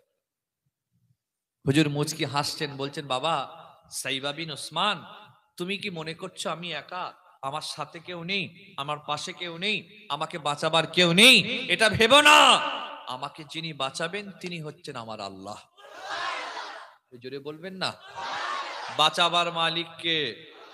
সবাই মিলে বলেন, বাঁচাবার মালিক কে? হায়াতের মালিক কে?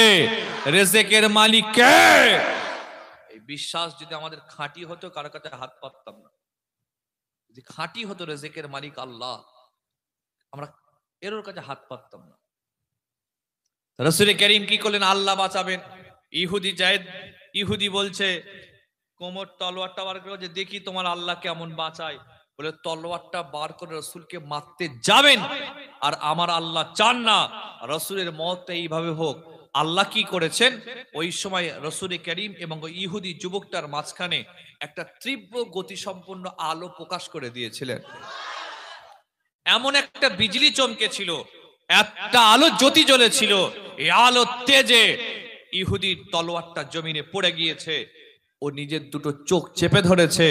এবার রাসূল করিম তলোয়ারটা তুলে বলছেন, বাবা সাইবা বিন ওসমান, এখন তুমি একা, তোমার সাথে কেউ নয়, পাশে কেউ নয়, পক্ষে কেউ নয়, তলোয়ারটাও পর্যন্ত নয়, আমার হাতে তলোয়ার। এখন তোমাকে কে বাঁচাবে?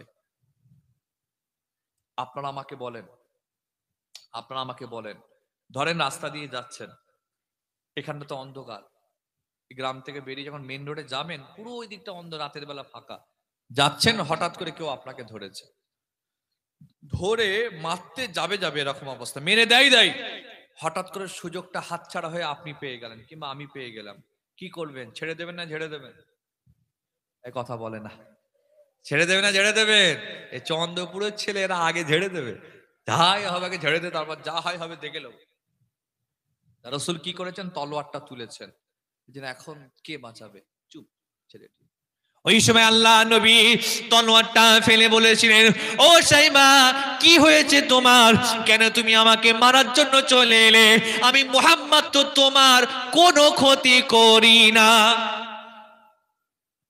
হুজুর বোঝাচ্ছেন, আমি মুহাম্মদ তো তোমার কোনো ক্ষতি করি নাই, আমি মুহাম্মদ তো তোমার মাল মাতা কেড়ে নিই নাই, কেন তুমি আমাকে মারার জন্য চলে এলে? আমার নবী কথা বলে তলোয়ারটা ফেলে দিয়ে ওই যুবককে নিজের বুকে টেনে নিয়েছিলেন। শুধু টানা নয়, আল্লাহ নবী নিজের দুটো হাত তার চোখে বুলিয়ে বলেছিলেন, ও সাইমা, তুমি আমাকে মারার জন্য এসেছিলে, কিন্তু তুমি মারতে পারো না, তুমি এই তলোয়ারটা ফেলে দিয়েছিলে, আমি মুহাম্মদ সুযোগ পেলাম কিন্তু তোমাকে মারলাম না।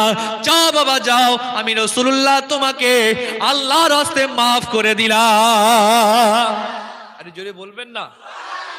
সবাই মিলে বলা যাবে না? হুজুর তাকে জড়িয়ে ধরে নিজের দুটো হাত তার চোখে বুলিয়ে বলেন, যাও, আমি তোমাকে মাফ করে দিলাম। হাদিস সাক্ষী দিয়েছে ওই যুবকটা কিছুটা রাস্তা গিয়েছেন, গিয়ে আবার ঘুরে এসে রাসূল কারীমের সামনে দাঁড়িয়েছেন, দুটো চোখ দিয়ে টপ টপ করে পানি গড়াচ্ছে, কাঁদছে।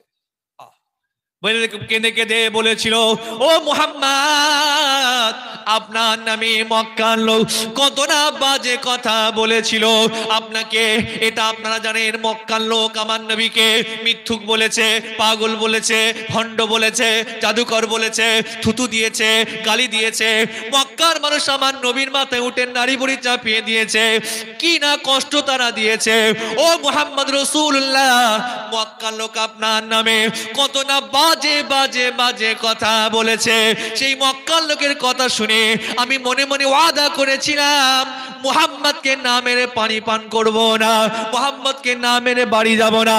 ও মুহাম্মদ, বুঝতে পেরে গিয়েছি মক্কার লোক হলো মিথ্যা, আপনি হলেন সত্য। মক্কার লোক মিথ্যা, আপনি হলেন সত্য।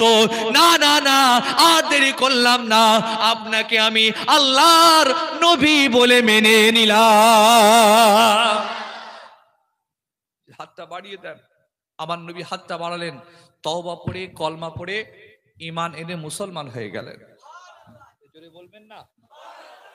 ঈমান আনার পর কি বলছে জানেন? ইয়া রাসূলুল্লাহ, কিছুক্ষণ আগে পৃথিবীতে সব থেকে আমার চোখে খারাপ মানুষ ছিলেন আপনি।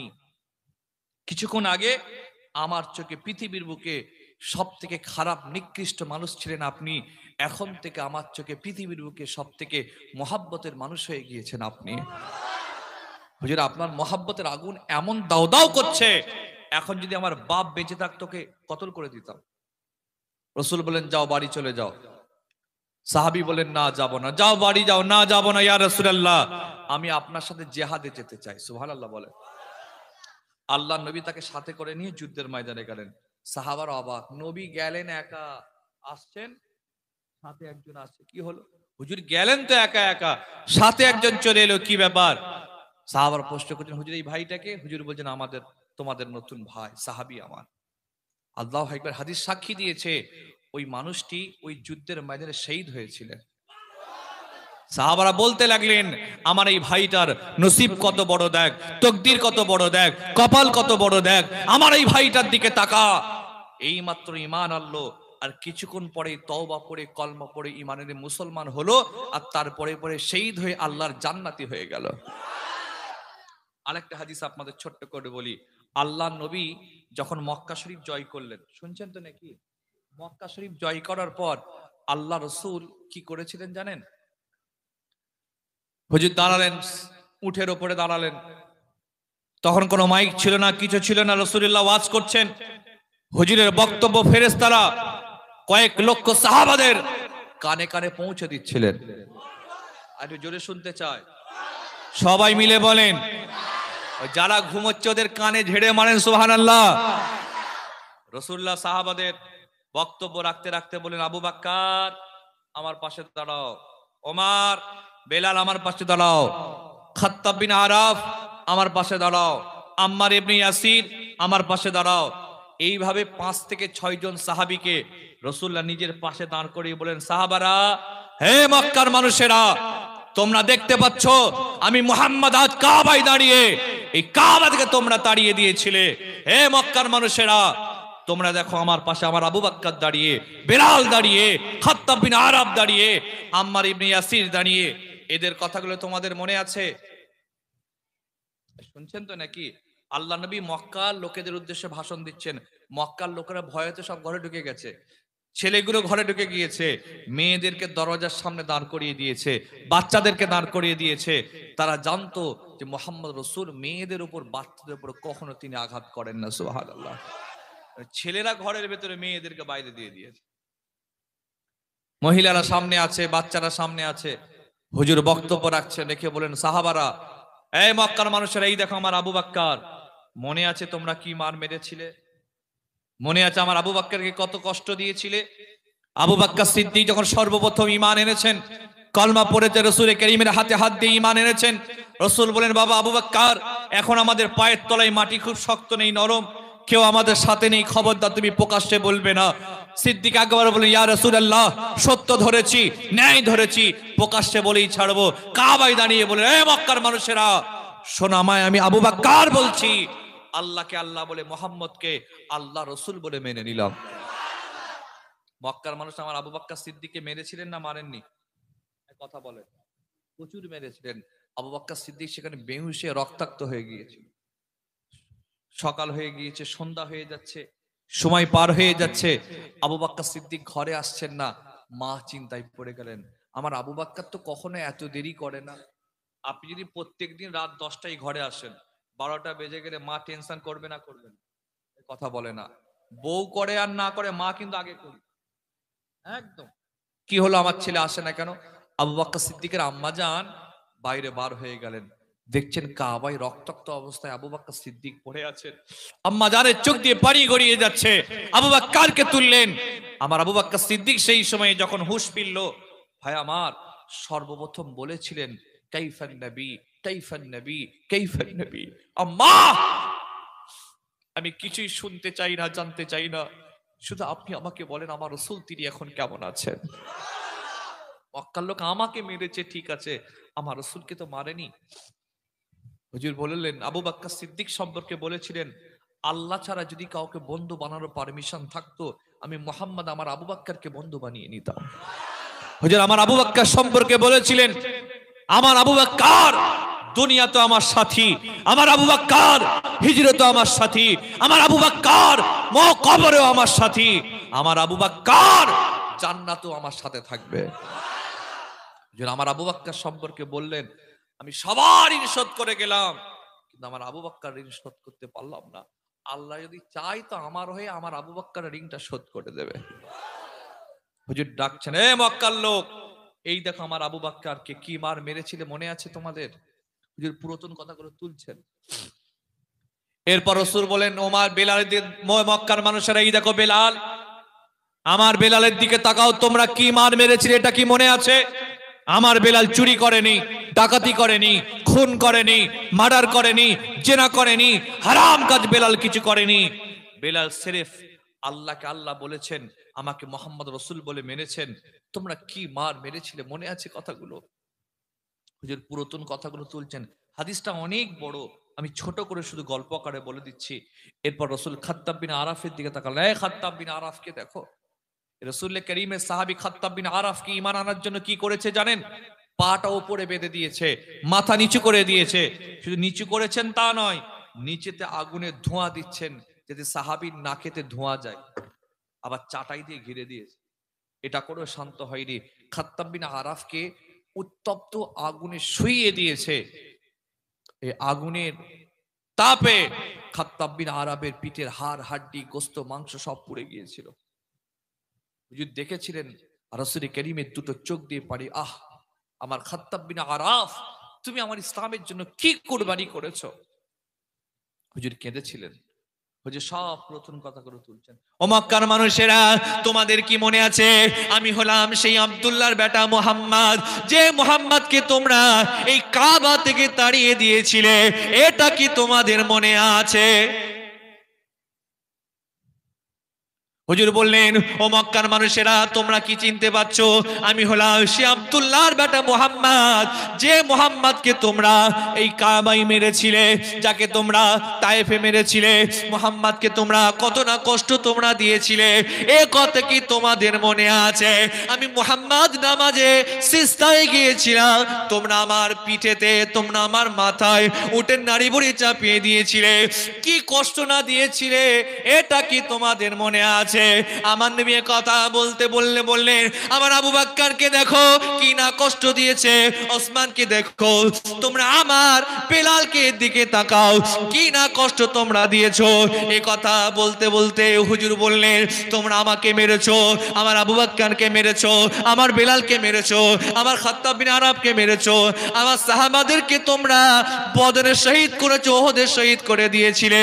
ও মক্কার মানুষেরা, তোমরা আমাকে কত না কষ্ট দিয়েছিলে, আজ আমি আল্লাহ কাবার মালিক বানিয়েছেন, মক্কা আমার কন্ট্রোলে। বলো বলো বলো, তোমরা আমার থেকে কি বিচারটা পেতে চাও? আমার কথা বুঝতে পেরেছেন? হুজুর এতগুলো কথা বলে বলেন, এ মক্কার মানুষ, তোমরা আমাকে আমার দেশ থেকে তাড়িয়েছো, জমি ছিনিয়ে নিয়েছো, আমার সাহাবাদের শহীদ করেছো, কষ্ট দিয়েছো, আঘাত দিয়েছো, সম্পত্তি জমি জায়গা সব লুট করে নিয়েছো, বিশাল অত্যাচার করেছো। আজ আল্লাহ আমাকে কাবার মালিক বানিয়েছেন, কামা আমার কন্ট্রোলে। বলো তোমরা আমার থেকে কি বিচার পেতে চাও? চন্দ্রপুরের মানুষেরা বলেন, আপনারা এই গ্রামে বাস করেন, এই গ্রামে আপনার রাজত্ব আছে, এই গ্রামে আপনাকে গ্রামের লোকেরা তাড়িয়ে দিল, আপনি চলে গেলেন, 10 বছর দেশ ছেড়ে চলে গেলেন, 10 বছর পর আপনি পাওয়ার নিয়ে ফিরে এসেছেন গ্রামে, কি করবেন? ছেড়ে দেবেন না ছেড়ে দেবেন? কি গো, বদলা হবে না বদল হবে? বদলাও হবে বদলও হবে, কি বলেন আপনারা? হ্যাঁ, আমাদের আগে দেখে নেবো, আগে থেকে আওয়াজ হবে, দেখে নেবো, ভয়ে সব পালাবে। হুজুর কি করেছেন? এটা ইতিহাস, এটাই ইসলাম। হুজুর কি করেছেন? মক্কার লোকের দিকে তাকায়, বলো কি বিচার চাও? মক্কার মানুষ জবাব দিয়েছিলেন, মুহাম্মদ আপনি সত্য বংশের ছেলে, আপনি শরীফ বংশের ছেলে, পবিত্র বংশের ছেলে, আমরা আপনার থেকে একটু ভালো কিছু আশা করি। তখন কি বলেছিলেন? ও মক্কার মানুষেরা, যাও যাও যাও, আজ আমি মুহাম্মদ রাসূলুল্লাহ কাবায় দাঁড়িয়ে বললাম, তোমরা আমাকে মেরেছো, সাহাবাদের মেরেছো, কত না কষ্ট দিয়েছিলে, সব আমি ভুলে গিয়ে আমি রাসূলুল্লাহ তোমাদের আল্লাহর হস্তে মাফ করে দিলাম। আরে জোরে বলবেন না, সবাই মিলে বলবেন না? মুহাম্মদের তাকবীর দেবেন না? নারায়ে তাকবীর, নারায়ে তাকবীর। হুজুর যেই সাধারণ ক্ষমার ঘোষণা করেন, সবাইকে মাফ, হাজার হাজার মক্কার কাফের রাসূল করিমের কাছে চলে এসেছেন, দুটো চোখ দিয়ে পানি গড়ায়, ও রাসূলুল্লাহ বুঝতে পেরে গিয়েছিলাম, আমরা ভেবেছিলাম কাবায় মক্কায় হয়তো রক্ত বয়ে যাবে, রক্তের বন্যা বয়ে যাবে, কিন্তু না না না, কত তোমার মনে দয়া, কত তোমার মনে মায়া, কত তোমার মনে মোহাব্বত, কত তোমার মনে ভালোবাসা। সত্য নবী না হলে এত দয়া, এত মায়া, এত মমতা, এত মোহাব্বত, এত ভালোবাসা থাকতো না। না না না, আমরা সকলে আপনাকে আল্লাহর নবী বলে মেনে নিলাম। সংক্ষেপ, আমি টোটাল আপনাদের সামনে এক বিষয় ওয়াজ করেছি। কি বিষয়? ইসলাম মহব্বত দিয়ে ছড়িয়েছে, শুনছেন তো নাকি? ইসলাম ভালোবাসা দিয়ে ছড়িয়েছে, সেই ইসলামের ঘরে ছিল মহব্বত নেই। এই অপরে ওয়াজ করতে গিয়ে কয়েকটা হাদিস এনেছি আপনাদের। আজ আমি আপনাদের বলতে চাই, আজ আমি আপনাদের জানাতে চাই, আজ আমি আপনাদের বলে যাচ্ছি, ইউনিটি তৈরি করেন, মহব্বতের দরকার আছে না নয়? আছে না নয়? আপনাদেরকে বলে যাচ্ছি, আমার কথাটা মিলিয়ে নেবেন। হয়তো মনে হবে যে ফুরফুরা শিবির আমজাদুরের ছেলে ভুলভাল বলে যাচ্ছে। একটা জামানা আসছে, একটা জামানা আসছে আমাদের জন্য ঈমান বাঁচানো কঠিন হয়ে যাবে।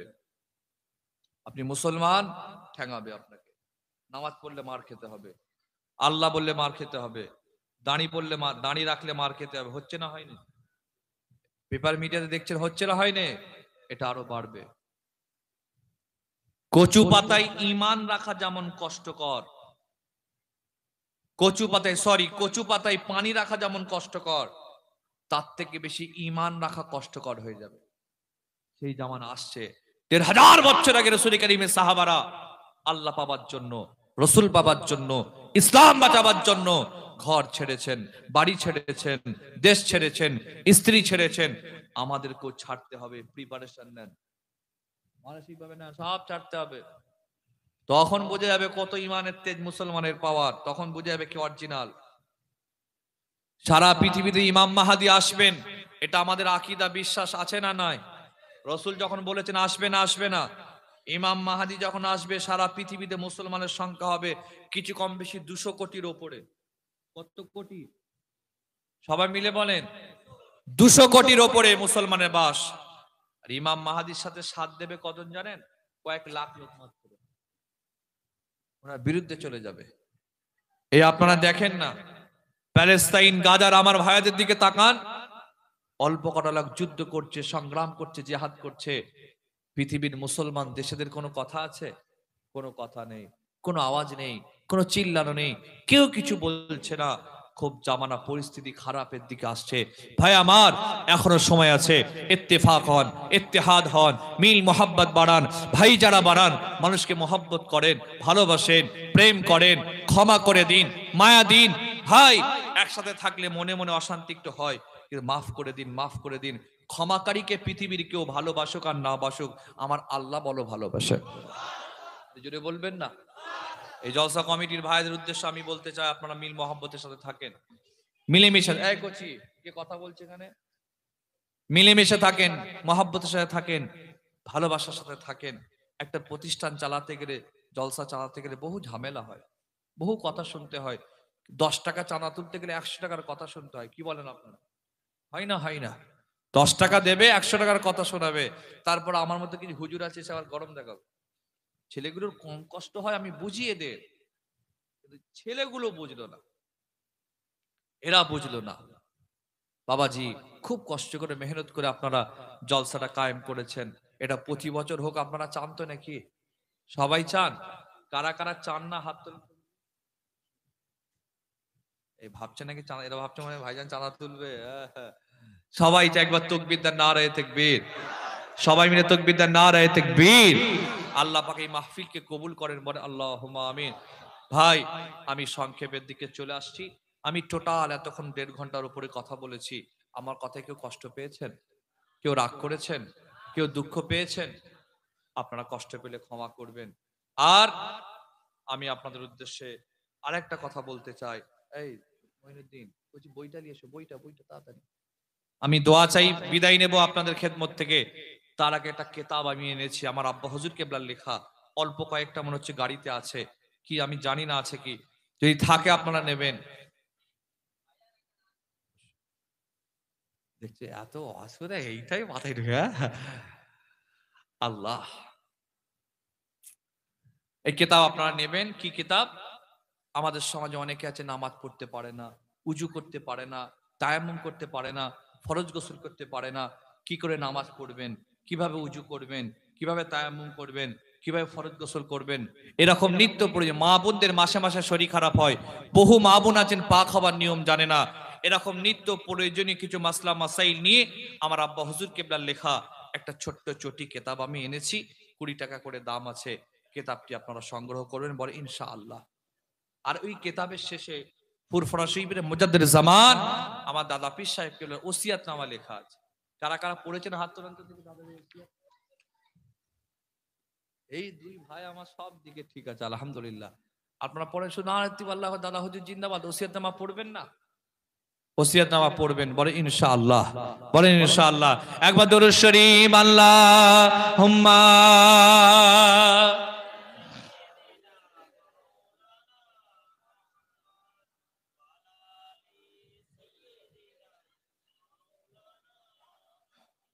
मुस्तफा नजरे करम फरमाएंगे, एक दिन हम भी मदीने जाएंगे, एक दिन हम भी मदीने जाएंगे। বলে না ইনশাআল্লাহ? বলো, সেটা আমাকে তো আগে বলবে, আমি জানি তারা বলে দিলাম তো। কিতাব নেই তো। मुस्तफा नजरे करम फरमाएंगे, एक दिन हम भी मदीने जाएंगे। বলেন ইনশাআল্লাহ। যদি বলেন ইনশাআল্লাহ, কি মদিনায় যেতে চাই না? চাই না? আল্লাহ আমাদের সকলকে রাসূল করিমের দরবারে মেহমান হিসেবে কবুল করেন, বলে আল্লাহুম্মা আমিন। দরবারে মজা আলাদা। যাক, ওই দিকে আমি আর যাচ্ছি না। मुस्तफा नजरे करम फरमाएंगे,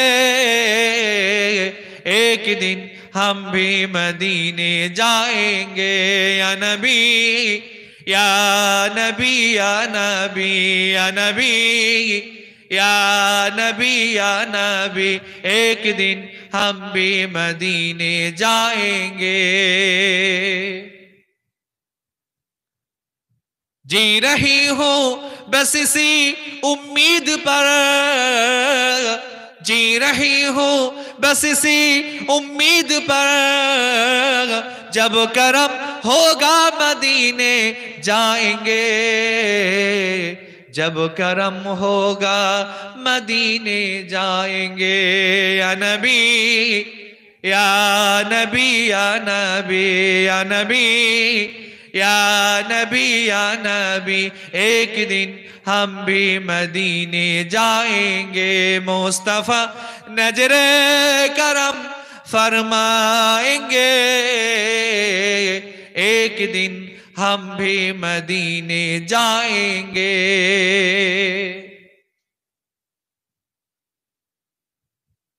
साफिए कौसर करम फरमाएंगे, हम पिएंगे ओ पिलाते जाएंगे। साफिए कौसर करम फरमाएंगे, हम पिएंगे ओ पिलाते जाएंगे। बोलें ना सुभान अल्लाह, जोरे बोलें ना सुभान अल्लाह। আমার রাসূল করিম কাউসারের পানি তিনি পান করাবেন, আমরা পান করব, তিনি আমাদের কাউসারের পানি পান করাতে থাকবেন। বলেন ইনশাআল্লাহ। আল্লাহ আমাদের সকলের নসিবে আমার রাসূলের হাত থেকে কাউসারের পানি নসিব করেন। বলেন আল্লাহুম্মা আমিন। मुस्तफा नजरे करम फरमाएंगे, एक दिन हम भी मदीने जाएंगे, एक दिन हम भी मदीने जाएंगे। या नबी या नबी या नबी या नबी या नबी या नबी, एक दिन हम भी मदीने जाएंगे। सो रही हूँ बस इसी उम्मीद पर, सो रही हूँ बस इसी उम्मीद पर, ख्वाब में चेहरा दिखाने आएंगे, ख्वाब में जलवा दिखाने आएंगे। बोलें আল্লাহুম্মা আমিন। এর জোরে বলেন আল্লাহুম্মা আমিন। আমি আশায় শুয়ে আছি যে রাসূল করিম স্বপ্নে তিনি আমাদেরকে দিদার দিতে আসবেন। কি এই আশা আমাদের আছে না নাই? सो रही हो बस इसी उम्मीद पर, सो रही हो बस इसी उम्मीद पर, ख्वाब में चेहरा दिखाने आएंगे, ख्वाब में जलवा दिखाने आएंगे। मुस्तफा नजरे करम फरमाएंगे, एक दिन हम भी मदीने जाएंगे, एक दिन हम भी मदीने जाएंगे। या नबी या नबी या नबी या नबी या नबी या नबी, एक दिन हम भी मदीने जाएंगे। বলেন ইনশাআল্লাহ, যদি বলেন ইনশাআল্লাহ। বলেন একবার সবাই একটু উঠে দাঁড়িয়ে যায়, নবীকে সালাম দেবো। ইয়া নবী সালাম।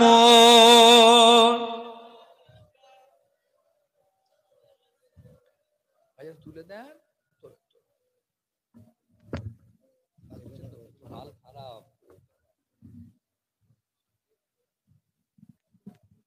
বিসমিল্লাহ।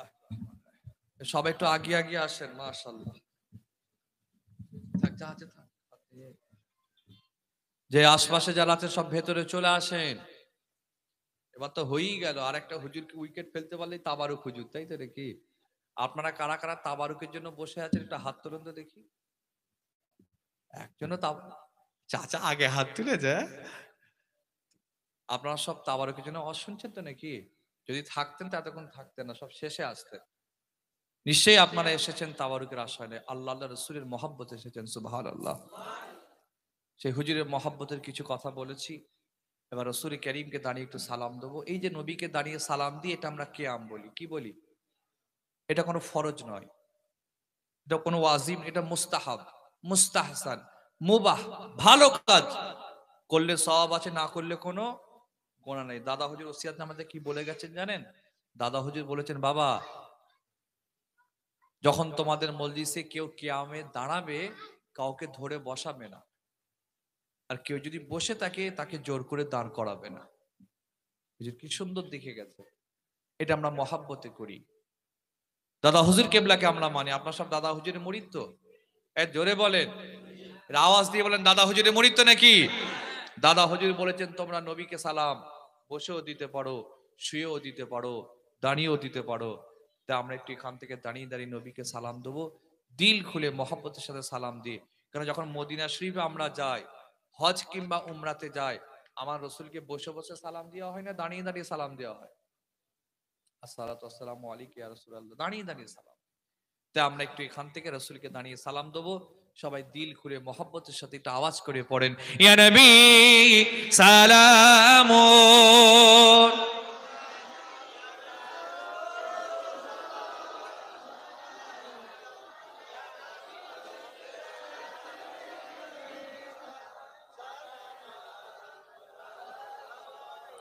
तू ही है रहबर हमारा, सबको है तेरा सहारा।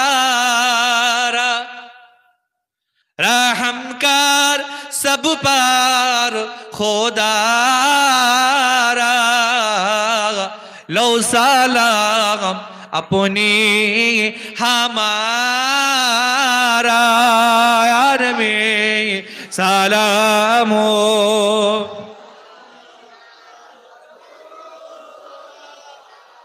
माशाल्लाह माशाल्लाह, जोरे जोरे या हमें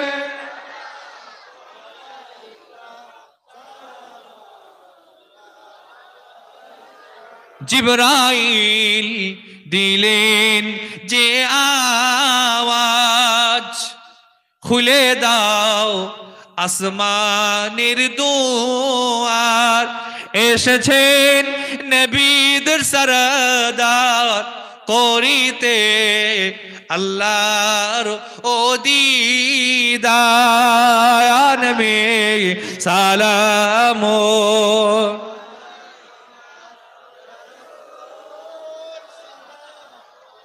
अरे जोरे जोरे या हमें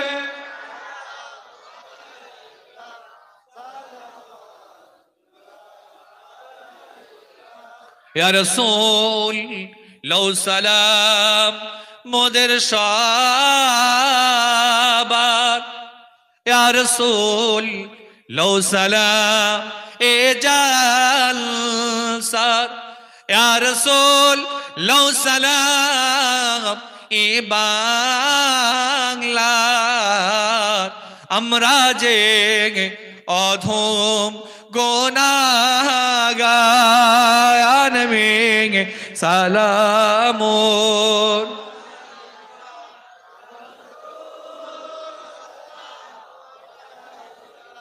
ইয়া হামিদ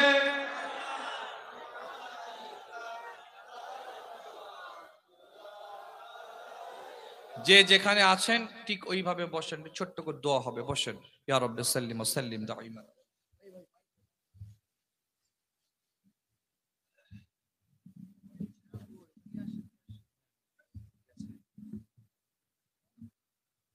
টাইট করে দেন তো এখানটা একটু।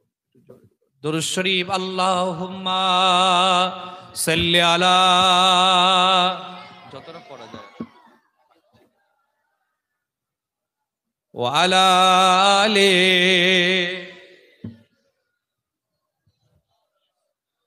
ভাইরা আমার, আমি আপনাদের খেদমতে এতক্ষণ কথা বললাম, আমার কথা কেউ কষ্ট পেয়েছেন?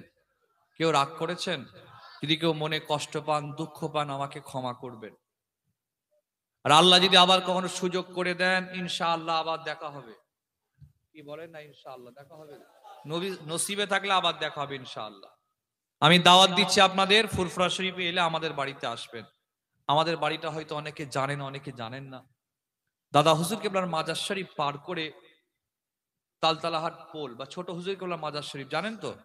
দাদা হুজুরের মাজার পার করে ছোট হুজুর কেবলার মাজার শরীফ, সেইটা পার করে তালতলাহাট ব্রিজ বা পোল, ওইটা পার করেই ডান দিকে একটু হাঁটে ভেতরে যেতে হয়। ফুরফুরার প্রতিষ্ঠাতা সৈয়দ হুসাইন আল বুখারী হুজুরের মাজার শরীফ, বিশাল লম্বা বড় মাজার।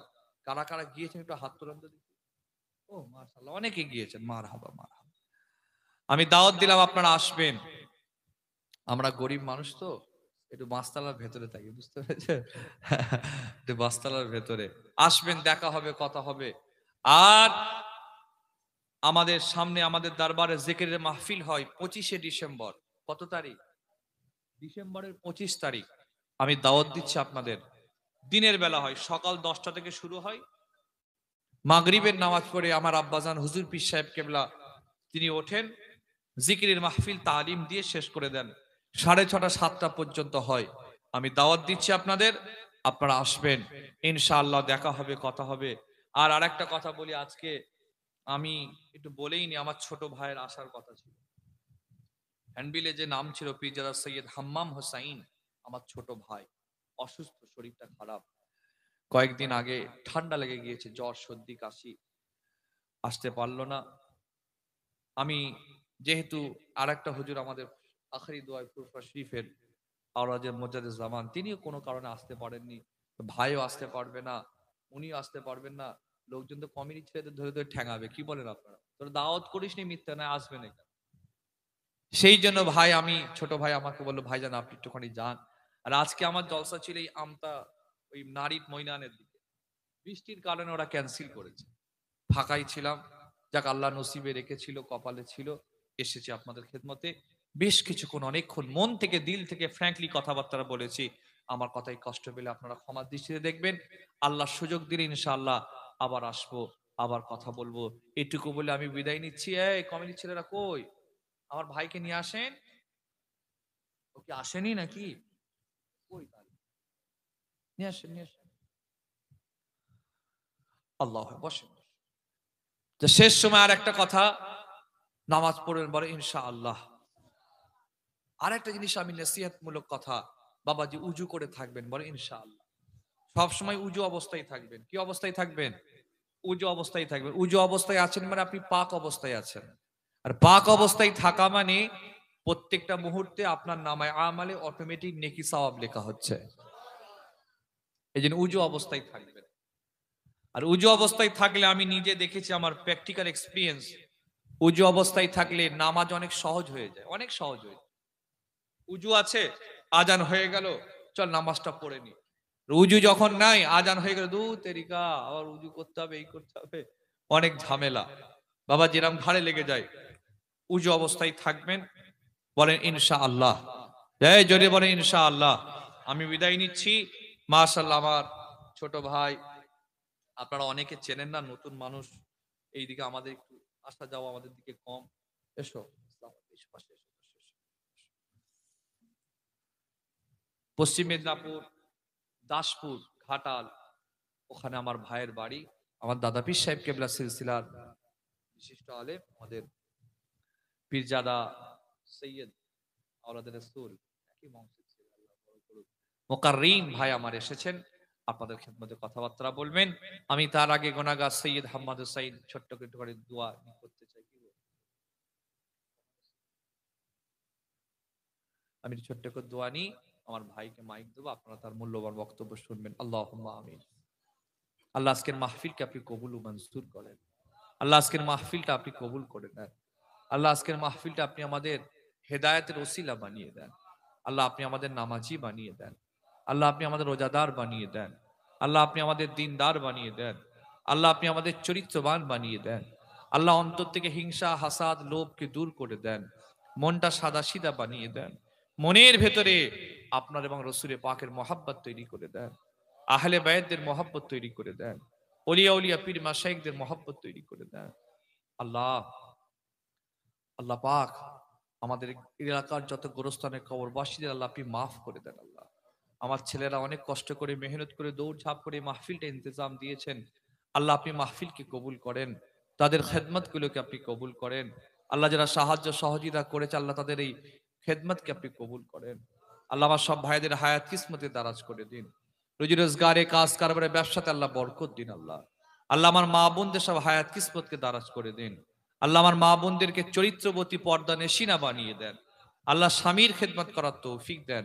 আল্লাহ অনেকের বিয়ে শাদী হচ্ছে না, নেক পাত্র সুপাত্র জামাই নসিব করে দেন। আল্লাহ আল্লাহ মওত হয়ে যাবে ইমানের সাথে, মওত দিন, জুমার দিনে মওত দিন, রমজান মাসে মওত দিন, মদিনাতুল মুনাওয়ারায় নবীর দেশে যেন মওতটা নসিব হয়ে যায়। আল্লাহ এমন মওত চাই না যে মওতে তওবা হবে না, কলমা হবে না, নবীর উপর দরুদ হবে না, সালাম হবে না। আল্লাহ এমন মওত চাই না। আল্লাহ এমন মওত চাই যে মওতের আগে আমার রাসূলুল্লাহর যেন দিদারটা পেয়ে যায়। দিদারে কাবা, দিদারে মদিনা, সকলকে যাবার মতো তৌফিক দিহি। আল্লাহ তামাম বিশ্বের মুসলমানদের হেফাজত করে নিন। ভারতবর্ষের মসজিদ মাদ্রাসা ঈদগাহ খানকাকে হেফাজত করেন। চক্রান্ত করছে আল্লাহ ওয়াকাফ সম্পত্তি দখল করে নেবে। ও আল্লাহ, আপনার সম্পত্তি আল্লাহ আপনি হেফাজত করুন। শেষ আজ আল্লাহ যে যা নিয়ত করে হাত খানা তুলেছেন, সকলের মনের নেক আশা আরজু তামান্না খাঙ্কাকে আল্লাহ পাক আপনি কবুল করে নিন। সুবহান রাব্বিকা রব্বিল ইজ্জাতি আম্মা ইয়াসিফুন ওয়া সালামুন আলাল মুরসালিন ওয়ালহামদুলিল্লাহি রব্বিল আলামিন। আমিন আমিন আমিন। সকলে মোহাব্বতে লা ইলাহা ইল্লাল্লাহ মুহাম্মাদুর রাসূলুল্লাহ সাল্লাল্লাহু আলাইহি ওয়াসাল্লাম। একবার তাকবীর দেন, নারায়ে তাকবীর। জোরে দেন নারায়ে তাকবীর।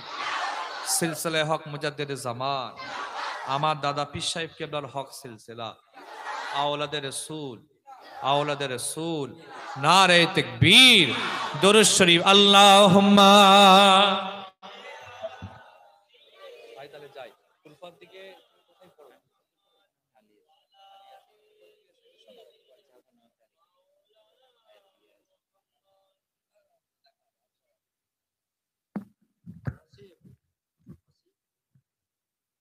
তকবীর দেন, নারায়ে তাকবীর, নারায়ে তাকবীর। ফুরফুরা দরবার শরীফ, ফুরফুরা দরবার শরীফ, আওলাদে রসুল সম্মানিত পীরজাদা হুজুর কিবলা, নারায়ে তাকবীর, নারায়ে তাকবীর।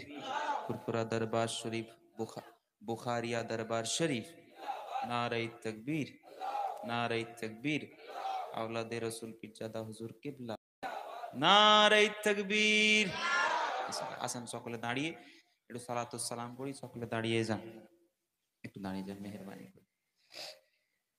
কিছু আছে বিছানোর নিচে, নিচে বিছানোর কিছু আছে, চাদর বা যা হোক একটা নিয়ে আসে, মুসাল্লা বাদে যা হোক একটা কিছু নিয়ে আসে, নিচে বসে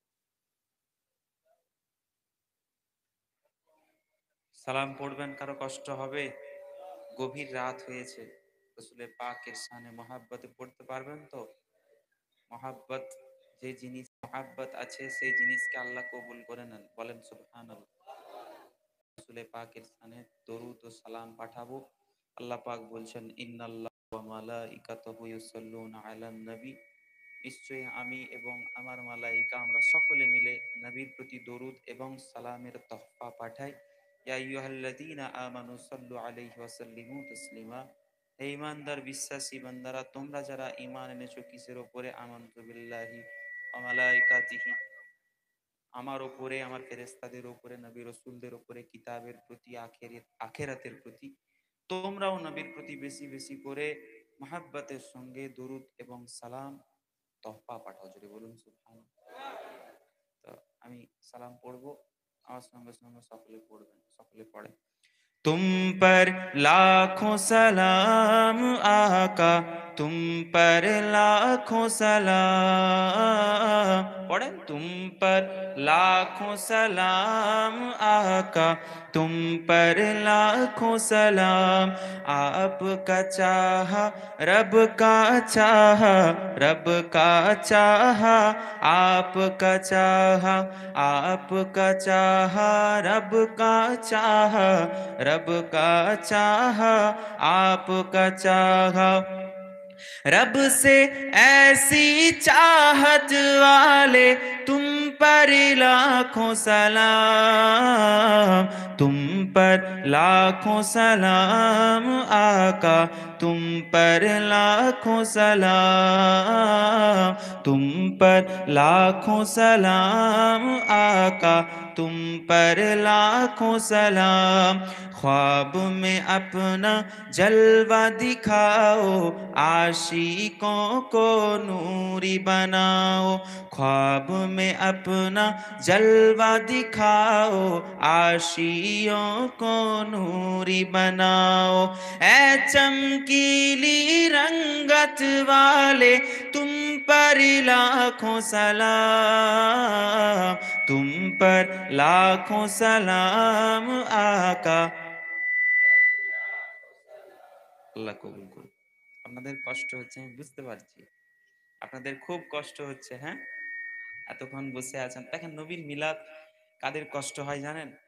নবী পাক যখন এসেছিলেন, কথা আছে না, কি কথা বলেন তো, আপনারা নিশ্চয়ই শুনেছেন। মিসাল मिसाल स्वरूप একটুখানি বলি। निसार तेरी चहल पहल पर हजारों ईदे रबीउल अव्वल, सिवाय इबलीस के जहां में सभी तो खुशियां मना रहे हैं। নবী পাক যখন এসেছিলেন, নুড়ি পাথর ধুলি কণা ফেরেশতা জিন ইনসান সকলে খুশি হয়েছিল। এমনকি আল্লাহ পাক এত খুশি হয়েছিলেন, আল্লাহ ওই দিনে ফেরেশতাদের ছুটি ঘোষণা করে দিয়েছিলেন। জোরে বলুন সুবহান। শুধু কেঁদেছিল আল্লাহর পাকের দরবারে ইবলিস, আল্লাহ নবীকে আপনি পাঠিয়ে দিলেন, এখন আমার কি হবে, হাই হাতা করেছিল। তো সেই রকম আমরা মিলাদ করি। কিছু মানুষ আছে যাদের খুব কষ্ট হয়, খুব দুঃখ হয়, খুব বেদনা হয়, কিন্তু আমরা নবীর প্রেমিক, নবীর আশিক, আমরা আশিকে রসুল, আমরা নবীকে মোহাব্বত করতাম, করি ইনশাআল্লাহ। শরীরে এক বিন্দু রক্ত যতদিন থাকবে আমরা ইনশাআল্লাহ রসুলের পাককে মোহাব্বত করব, বলি ইনশাআল্লাহ। কবি বলছেন, हम अपने नबी पाक से यूं प्यार करेंगे, हर हाल में सरकार का मिलाद करेंगे। करबें तो? उर्दू समझ में आता है आप लोगों को? कुछ जलने वाले देख के कहते हैं हमेशा, सरकार की आमद पे लगाते हैं क्यों पैसा। কেন লাগাও টাকা, বলে না? ছেলে মেয়ের বিয়ে দাও, নেকি হবে, সওয়াব হবে। নবীর মিলাদ, এত লাইটিং প্যান্ডেল খরচা, হুজুরের ভাড়া না দিয়ে, বিরিয়ানি রান্না না করে গরিব মেয়ের বিয়ে দাও, এতিম ছেলের বিয়ে দাও, বেশি নেকি হবে। হ্যাঁ মানছি নেকি হবে, কিন্তু নবীর মিলাদ আল্লাহ স্বয়ং নিজে করে। আল্লাহ বলছে তোমরা রহমত পেয়ে খুশি বানাও। আল্লাহ বলছেন অরহমাতুন ফাদলুন, বান্দা যখনই তোমরা রহমত পাবে আমার তরফ থেকে, ফাদলুন খুশি মানাও। কিভাবে মানাবো? আল্লাহ আল্লাহ শিখিয়ে দিচ্ছেন, আমার নবীর প্রতি মিলাদ পড়ো, নবীর প্রতি দরুদ পড়ো। তো যাই হোক, আমরা সালাম পড়ছি। আপনাদের আপনাদের কষ্ট হচ্ছে ভাইজান, আমি নতুন মানুষ, বাচ্চা ছেলে, যাই হোক ভুল ত্রুটি হলে মাফ করে দিবেন। এই জলসায় আমার তকদিরে ছিল না, আল্লাহ লিখেছে, রিজিক এখানে রেখেছে আল্লাহ, তাই এসেছে। ফুরফুরা শরীফের আবু তাহের সিদ্দিকী হুজুর, তিনার দাওয়াত ছিল। তো তিনার শরীরের অসুস্থতার জন্য তিনি বলেছিলেন আমার কথা, আমি বাড়িতে ছিলাম, আমাকে ফোন করলো এই ভাইগুলো, অনেকদিন থেকে পরিচয়, কথাবার্তা হতো, আমাকে হঠাৎ ফোন করে বললো, আমি বাড়িতে ছিলাম চলে এলাম। তো আমি হঠাৎ চলে এলাম বলে আপনারা একটু দুঃখ করছেন নাকি? কারণ মানুষ যখন না চেয়ে কিছু সামনে পেয়ে যায় তখন আর কদর বুঝে না। দাঁত থাকলে দাঁতের কদর বুঝে না। হাওড়া জেলার ছেলেরা এমনিতেই মানে মুখে ভর্তি গুটকা, কথা বলতে পারছে না, অবাবা করছে। অ্যাড্রেস জিজ্ঞেস করছি আমি একজনকে ওই বাগনান মোড় থেকে, কথা বলতে পারছে না, এমন অবস্থা, মানে এত গুটকা পান খাচ্ছে। দাঁত আছে, দাঁতের মর্ম দিতে শিখেন। সকলে মোহাব্বতে পড়েন, ইয়া নবী সালাম আলাইকা, ইয়া রাসূল সালাম আলাইকা, ইয়া হাবিব সালাম আলাইকা। জিবরাইল দিলেন যে আওয়াজ, খুলে দেন আসমানের দুয়ার, এসেছেন নবীদের সরদার, করিতে মওলার দিদার। ইয়া নবী সালাম আলাইকা,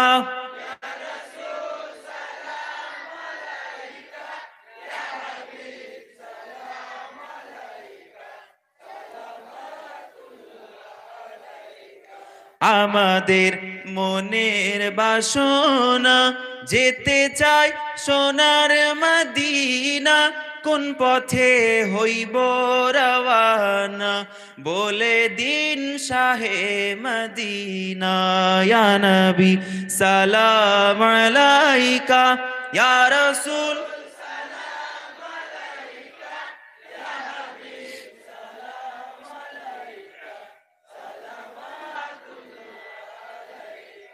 रहमतों के ताज वाले, दो जहां की राज वाले, अर्श की मेराज वाले, आशियों की लाज वाले।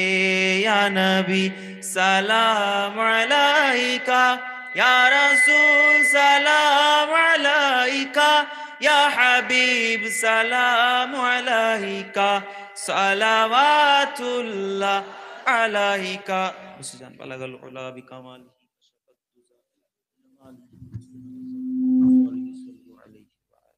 মাইক বালা চলে গেছে, মাইক বালা আছে।